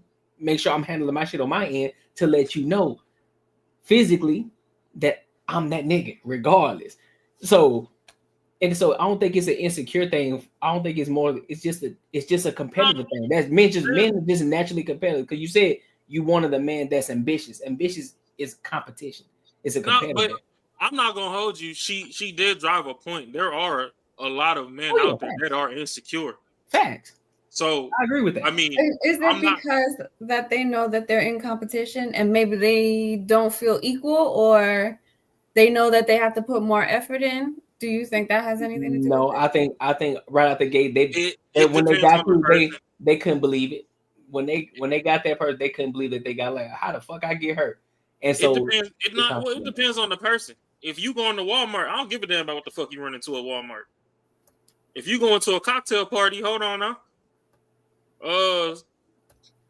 That dress a little too tight. Go put that baggy ass sundress on. Don't be out there trying to show your shape at no cocktail party. Y'all like sundresses too? No, I'm talking shit. I said y'all like sundresses too. No, we do.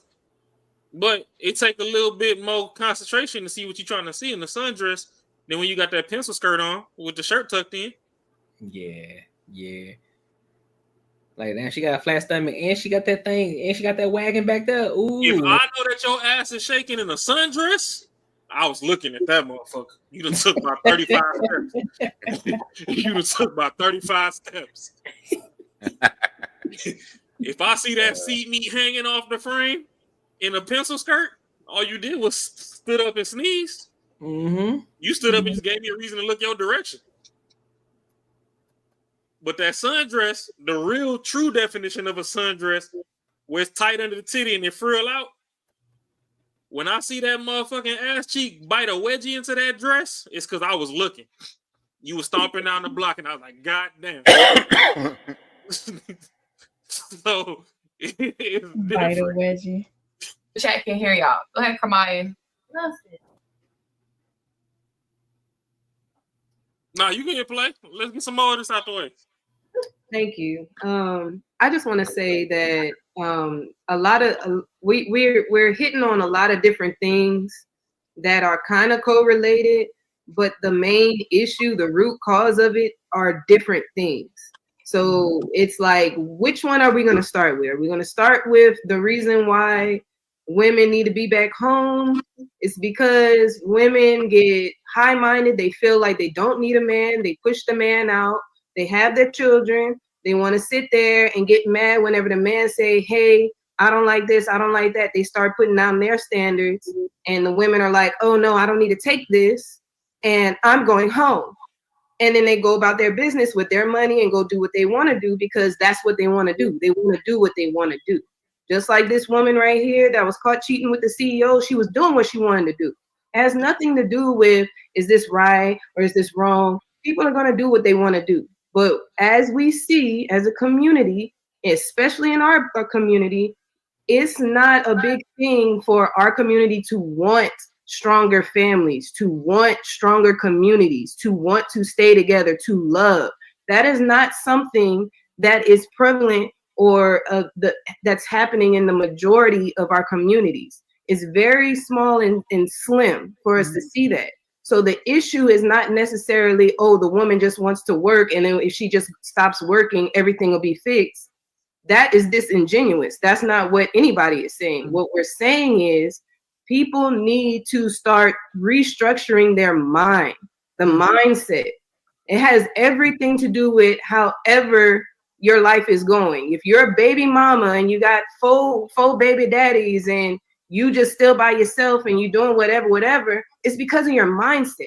The man don't want to stay with you because of your mindset, because of your health. You don't want to shut up. You don't want to just stop and listen. You want to take everything personal.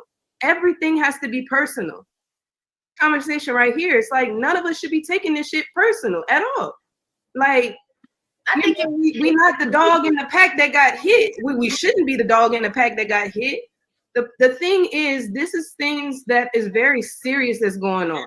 And as we know that a lot of our families that are being brought up, the children that are being brought up are by these single mothers. These single Black mothers that are bringing up these children by themselves, whether they chose to bring them up by themselves or not. I can tell you, I've seen both sides, where men have completely abandoned their children, and I've seen where women have completely abandoned the man and was like, hell no, I'll just do this by myself. Either way is not right, but there's a reason behind that. Somebody is too strong-willed and don't want to submit or don't want to listen or be humble enough. And then the other side is like, I'm just not putting up with that shit. You yap your mouth too much. I'm not dealing with that. I don't want to fight with that. I don't want to fight going from work and coming home. That is the main issues, is women's mouths, and men just don't have the temperance to deal with a woman. Because if they do have the temperance, then it's like, oh, they're pushover.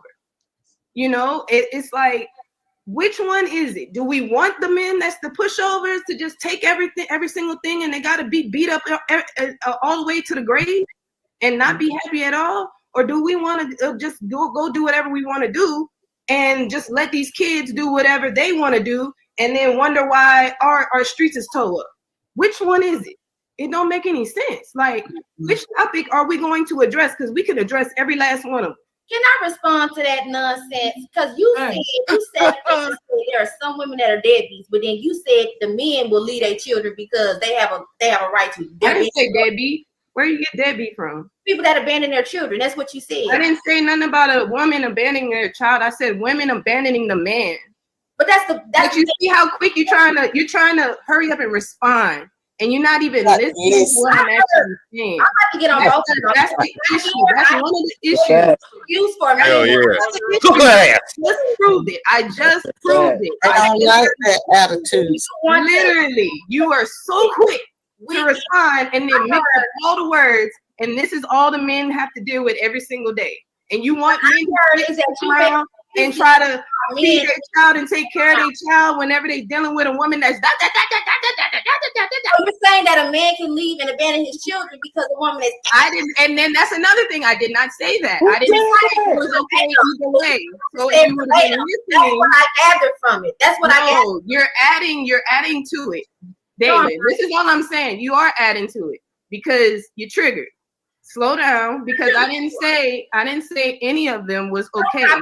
Carmaya, okay. You are triggered because you over here adding words to what I'm saying. I didn't say that. You adding words. I didn't say all of that.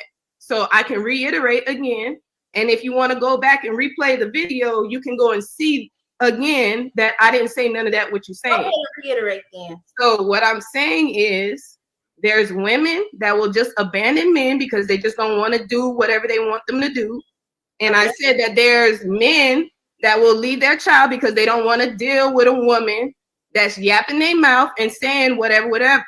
So what I'm saying is either one of them is not okay to do, but this is what people are doing because that's what they want to do. Now, when you go back and listen to the video after we're done, you'll be able to hear clearly what I said. I'm not saying that it's okay for anybody to leave. She literally just said that's the only way that could happen. It's only two options.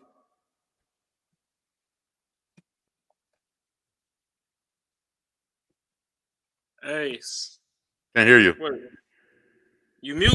My bad. Okay, what you got? Another thing earlier, to Kay's point of competition, I was gonna ask, does anybody on the panel feel as if society has accelerated us to where we're greater than our raw nature as far as, masculine and feminine traits? What do you mean by greater than? Okay, so when it comes to competition, for instance, we'll see women go in the workforce and they'll compete with the man to be the biggest in the company and whatever and work up the corporate ladder and all that. And then now you get these conversations where, oh, I don't want to cook. We could hire a chef and whatever that may be. But then at the same time, you might have a maid that cleans the kitchen. She got that maid fit on. It kind of look like a sundress. She bent over, booty looked fat one day. Next thing you know, she getting railed across the kitchen counter. And you like, wow, you stooping that low, you fucking the maid now? And it's not that he fucking the maid. His nature instinct to dominate as a man, to dominate a woman, he found a woman in a feminine position. Nigga, you better control yourself, okay? Don't give me no bullshit. Oh, she was so feminine. I had to fuck her. No. Here go the thing. No. Respect. Hey, I need you to dust that TV. Okay, yes, I will. I need you to go mop that floor. Okay. Anything else you need from me? She's filling that feminine role. You paying this woman. You get home from work and you like, why the fuck the trash ain't taking? Like, damn, can I get a hug and a kiss first before you jump off in some bullshit? I knew the trash was there, but shit, you still got dishes. You ain't scraped the fucking rest of the food out the damn shit into the trash. I was waiting for you to do your shit before I did mine. Your fucking roll came before mine. So now, shorty over here, keep cooking. She done brought her grandma recipe to the crib. You talking about you don't know no recipes. You over here on Martha Stewart shit. What are you saying? Why are you in this relationship if she doesn't have? Because when I got in the relationship, you was cleaning the bathtub and I walked past to go to the garage and double back and was like, "Ooh, that ass fat," and I came and spanked it and ran off. And we was playing around like kids. Then you got all serious because your job is so whoop-de-doo fucking important. So now I have to hire somebody else. And I walked past and I seen a fat ass and I went to go spank it. And by the time she turned around and we make eye contact, I'm like, damn. It's kind of the wrong shorty, but shit. The ass was fat anyway. I still spanked it. You ain't shit. So you ain't shit. Ask me a real question. She's slowly taking your spot. The shit don't happen overnight. It's a slow trickle. The same way if Buddy over there and he on a 21-day streak of fucking up, he ain't taking out the trash, he stressing you out, he damn near trying to put hands on you, whatever. But every time you go to work, this nigga talking about, oh, hop in the car, we going to lunch, he paying for your lunch, and he put his little hand on your thigh while you in this car. Eventually, you like, shit. Attention that I want versus when I go home, I know I'm finna get my head knocked between the washer and dryer. That's how motherfuckers start growing apart too. Complex. y'all could just be turned on and fuck. And we got a lot of shit that we got to deal with. So you got to make sure that you keeping your shorty happy and you doing all the things. Like it's a two-way street. You can't just be because you don't want it tonight, so now I gotta run over here. Like it's a two-way street. No, it's not. You on a one-way street with that one. Happiness is a one-way street. Being selfish. Nope. Happiness is a one-way street. Every person, when they wake up in the morning, is responsible for their own happiness. Not when you together, not when you're in a relationship. Y'all gotta work. It don't matter where the fuck you at. I'm not talking about straight happiness. I'm not talking about being joyful and happy with my life. I'm talking about in a relationship. Y'all have to work together. In a relationship. Correct. Your happiness is on you. My goal is to complement your happiness. If you wake up in misery every single day, women wake up, they trying to weaponize sex, do all this other stuff. I married you. Why the fuck I can't get no ass? You know that women are more complex. You already know what comes with women. Every single woman in the world is not going to have sex with you every minute that you want to have sex. It's just not going to happen. Hey, you know why I'm not going to go down that road? You already know that. You know why I'm not going to go down that road? Because as complex as you are, and you say that women are complex, all the other women complex too. I got 5 exes that see your position and want this dick again. That don't mean they're gonna give it to you every second of every day that you want it. Sometimes you might not. Sometimes they might be exhausted. You gotta be able to work with them. And then when men keep a rotation, they get demonized. Yeah, because y'all are not. Y'all are not committed. There's a key term that you missing in all of this when you talk about marriage, and that's duty. You got a duty to your husband just as he has a duty to you. Correct. So you got to make sure that you have to understand your woman and how she functions. And if you can't do that, then you're not doing your duty neither. It's not just a woman that serves the man, and y'all really seem to be stuck. But here's the thing: y'all are the ones that weaponize sex. Y'all weaponize that. We don't. Some women that weaponize sex. That's the mentality that they have. But if you have that communication and you have that understanding in your relationship, and she can tell you, oh, why I can't have sex when I'm feeling this way, or I need to have sex when I'm feeling this way, or this is how I function, and this is how you feel. And if y'all have that conversation and y'all get to know each other in that way, it shouldn't be an issue. It should be, because it's a duty ain't about your feelings. Duty ain't got nothing to do with feelings. Duty when it comes to women and it comes to sex, we have hold on, because guess what? Because my duty guarded, but the truth is the truth, no matter how you put it. It's 365 days in a year. And that's why a lot of relationships fall apart when it comes to sex, because y'all are not open to having this conversation. Y'all are not open to understanding. You feel how you feel about sex, and you feel you have a male understanding about sex and how sex should be, and you don't bother thinking about and understanding how women communicate when it comes to sex. Y'all, it's different between men and women. Yeah, we understand it is. Men and women. Here's what you're missing though. Sex is different between men and women, and that's why y'all can go and fuck whoever and be just fine and not have to be in love with them.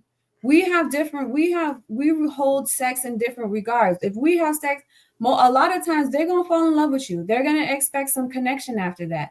So we have to have the connection in order to be able to give ourselves to you. But you just you're married. Are we talking about a fling, or are we talking about marriage? Because when you talk about marriage, that's your duty to your husband. We ain't talking about. Listen to me. I understand the duty part of it. But what you're not understanding is the complexity about how women have sex with men. We don't just get turned on out of nowhere all the time. As we age, our hormones change and we are more complex, and y'all have to be more understanding of that. And it's not just about, oh, just open your legs and let me lay in it. It's not. Okay. So all right. And yes, we can do that all day long. And then you're gonna be like, why are you laying there like a lump on the log? You're not gonna be happy because we're not engaged. So that goes to my point of the competition. So because you feeling some type of way and your hormones feeling It's some type because hold up. That's fine. Then if you can't take if I'm your wife and we're working through a relationship together, and I'm trying to explain to you how my sex drive is and what I need and my needs in order to have sex, and you're like, I don't give a fuck about that shit. It's your duty to fuck me when I want to have sex. Then no, this shit is not going to work because you're not willing to put the effort in. To me, you'd rather go out there and have sex with some hoe and make it easier on yourself. Then you're not committed to your woman.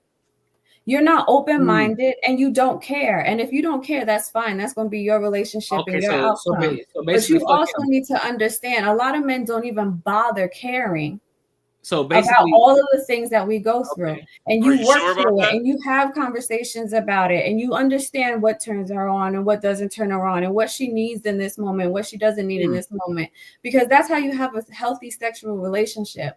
But when you throw this idea out of there, like it's your duty, that's not how this works. That's not how this works, and that's not how you keep your woman happy.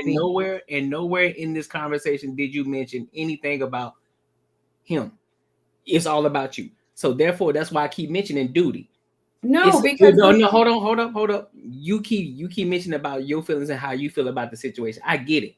You feel some type of way, your hormones. Most men understand that, right? But at the end of the day, if you going 6, 7, 8, 9 months without doing whatever it is with your man because you feeling some type of way, so therefore, what does that mean? It goes back to what I said before: competition, right? The purpose of communicating is to avoid this situation. No, that's what I'm saying. You can communicate all day, but there still needs to be a solution at the end. Okay, so shorty, you've been feeling this type of way for 9 months now. Listen, what you want me to do? Right. So what is it that you want me to do? Because at the end of the day, I still need to be fulfilled as a husband. I married you, and I still need to be loyal to you. Correct. So therefore, if you ain't putting out what you want me to do, well, what's the solution for me? But the whole purpose, because you still want your man to go. You still want your man to go. Your man still feeling some type of way. You still want him to go to work, pay the bills, and do everything he need to do, right? Even though he feeling some type of way. I feel like you're not understanding what I'm saying. I understand what you're saying. Okay. I hear everything you're saying. But again, it's only about what you're saying and how the woman feels. You're only looking at it from your perspective. That's why I threw in duty. Because regardless of how you feel, even regardless of how that man feels, he still has to do what he has to do as the husband, as the man. He has to do what he has to do. You as the woman, you still have to do what you have to do, regardless of your feelings and how you feel. So are y'all talking about one time? Or y'all talking about months? So it ain't about you. It ain't about you. I'm talking about him. It's him. You say he needs to pay attention to you, just as you need to pay attention to him. It's a one thing. It's a one-on-one thing. It ain't about him always focusing on you and you focus on correct. And I didn't say that it's always on him. But that's my point. That's why I say it's about duty. It's his duty to you and your duty to him. It ain't about how you feel. So if I need you to, regardless of if you don't feel this type of way, look, baby girl, we ain't had your duty is to understand. If we're in this relationship, then it's your duty to understand and work with me so that we can have a healthy sexual relationship. Okay. That's what I'm saying. I'll work with you. So I'm not saying that. So I need you to suck it. Here goes my thing though. I got into this relationship with you because we had a healthy sex relationship. So where is it now to where it's just magically fucking unhealthy now that I done took you out the streets and put you in the house? You understand that you grow together, right? Facts. And your sex drive is going to change. Everybody knows. I grow and I wake up with a morning wood every day. This dick standing up. If that's how you're gonna be, then that's how you're gonna be. And hopefully. Hey, well, okay. So hold on. Let me clear. Let me make clear. So it's not months. It's not months, right? You're talking about like just every now and again. It's like, yo, I'm not in the mood, right? You're not talking about like we going a whole fucking month of not doing it. For me. Yeah, like what are y'all talking about? I'm not talking about extended period of time, but I'm talking about like you have to understand that women change and that sex might not always be the same way. And if you like you have to grow together sexually as well. The shit ain't gonna always gonna be what it used to be when you was 20 years old. No, I understand. I know some cats that went through ED, bro. So I mean, we talked about some shit like that. It might be too much information for a lot of people. That could be a part of it. I You put might this be, motherfucker you might be fucked up. But what I'm saying is, no, I mean, you can't. I mean, you can't shame nobody for it. But yeah, I mean, you got to have like some sort of like, y'all got to have that communication. Like, yo, are we trying to fix this, or we're just like, I don't feel like it. I don't feel like I want to talk about it. But if you're trying to fix it and make it work, then yeah. But it can't. I mean, even then, I mean, it's got to be a solution. It can't be months. That's my point. The reason why I brought that up is because there's a lot of men, and maybe it's younger men more specifically, but a lot of men don't bother to understand how women function when it comes to sex. It's usually, it could be something like, oh, we didn't have sex this week, so now I'm gonna go fuck this girl because she keep hitting me up, and it's that simple for you to just step out and move along. When we have other things that we have going on to where it might not be resolved in a week, but we need to be able to have that conversation, and we need to have some type of coming together so that it can continue to work. It shouldn't be an immediate step out. And I just wanted to bring that point into it, because as you get older, if you have children together, if she is working and you're working and y'all entrepreneurials and shit is happening in the world, yeah, maybe for you, or you need this next 5 minutes, then you be good and you're off. But it might not work that way for her. So I'm just bringing that up because there's so many different factors on how women get turned on and all this and that. Y'all get hard over anything. So I'm just saying, put that into perspective in your relationship when you might be having some issues. When they might be more open and be more willing to figure it out and ask the questions. You said a good thing in the beginning of that speech. You said younger men. That's when your testosterone is at the highest levels, is when you're young. If men are already conquerors, dominators, or whatever, when that motherfucking thing down between them legs stand up, something got to sit it down. If you ain't coming up off no ass, there's no love lost. Keisha down the street gonna get me right. And I'm loyal to you. I'm gonna pay all the bills or whatever. But if magically you just got some beef one day and that's that, it's literally no love lost. And that's the disconnect between women and men, to where certain cultures overseas got it figured out. Japan, you can go down to the district and pick you up a bitch and pay, and your wife know where you at. There's a whole subculture just to get your rocks off. So if you want to be all up in your chest over some shit or whatever, then hey, do that. I'll talk to you when I get back, because right now you're also not listening to me. I went out there and brought you in here. I'd rather cheat. I'd rather cheat, bro. I don't want her to know about it. If it did happen, I'd just rather cheat and get it over with and be done. And it ain't gonna really mean shit. But the problem is, and that's it. And we shouldn't have to. I don't know. I can't. I don't know. Just something about me, man. I couldn't be with a girl who's cool with me fucking somebody else. I just like that. Just weird as fuck to me, man. Like she knows about it. Hey, I don't care if she knows about it. She's like, okay, that's cool. I'm like, man, I don't know. Something's gonna happen, bro. That's a bitch that you come home and your shit's gone. Like, you know what I mean? Like, sitting on the answer to she the don't test. care. She do not care about you. I'm just telling you that. She's sitting on the answer to the test, though. Yeah, you needed to get your rocks off. She didn't have to know you was fucking somebody else. She could have just fucked you. And then she could have rolled over in the morning and be like, hey, just so you know, last night, my bad, I wasn't really into it. I got this and that going on, but, I know that it's my duty to get your shit off. So, hey, I mean, if it wasn't my best performance, I apologize, but it is what it is. And guess what? He gonna whatever it is that you need. Therefore, guess what? You gonna get taken care of. Because when these bills come on the 1st, the 8th, the 15th, and the 21st, that nigga ain't giving no excuses. He paying bills. He ain't say, look, man, I ain't feel like going to work this past 2 weeks. You know what I'm saying? I just wasn't feeling it. It just wasn't in me. Nah, you still. If this nigga ain't arguing with you about 50-50, the least you can do is put a little coochie on the table. Facts. Even if you don't want to put no coochie on the table, you know what I'm saying? Throw a little neck in there. Hey, listen. He be like, hey, look, that's all you got for me today, and I'll take it. If it's Shark Week and he still want it, hop in the shower. Some niggas is crazy like that. Wash it down the drain. No, some niggas, you know what I'm saying? Some niggas like the trunk. You know what I'm saying? It is what it is. Like, do what you gotta do, bro. If you feel like, you just feel like it's too nasty, spit on it. Use your hands. Let that shit look like a damn water fountain. Motherfucker look like a fondue fountain over your knuckles. He'd be all right. But that's get his shit off. But no, in all honesty, I get it. I get what you're saying, Kay. We're not dismissing it, but it's just a simple fact that every time men and women have these conversations, it always reverts back to how the woman feels. It never goes back to how both are feeling at that time and the duty that needs to be had. Nobody speaks on duty. Nobody. It's always, well, I feel this. I feel this. Well, I feel this, but I feel that. No, fuck that. It's the duty in the situation.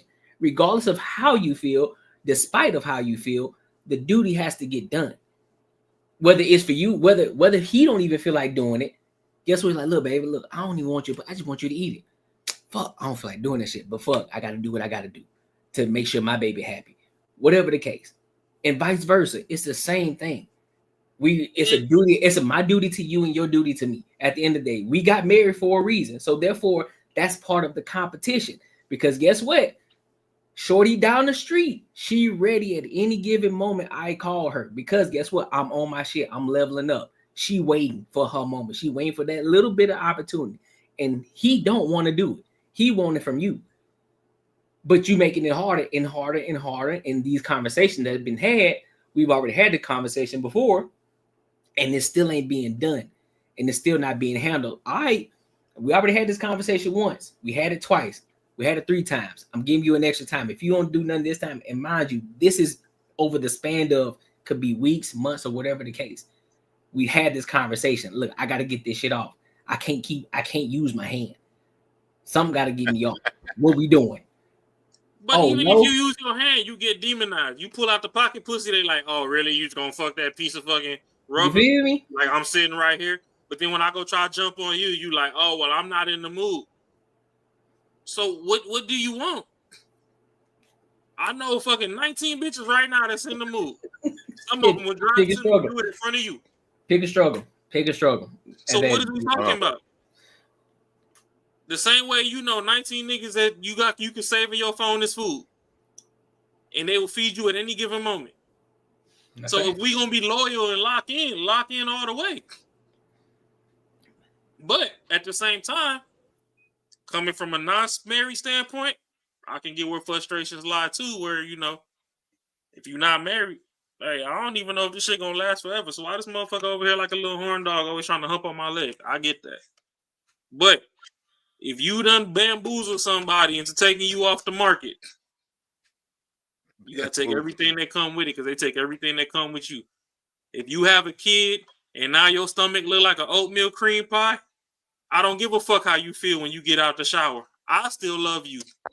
If you gotta refine the love for you, that's on you.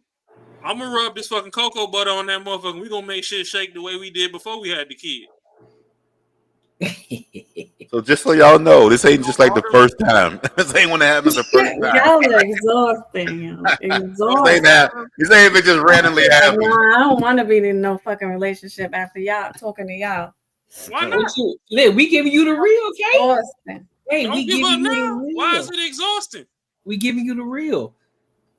You ain't got potential. You gotta do duties. Ain't shit. No. First of all, no, I say you gotta do duty to you.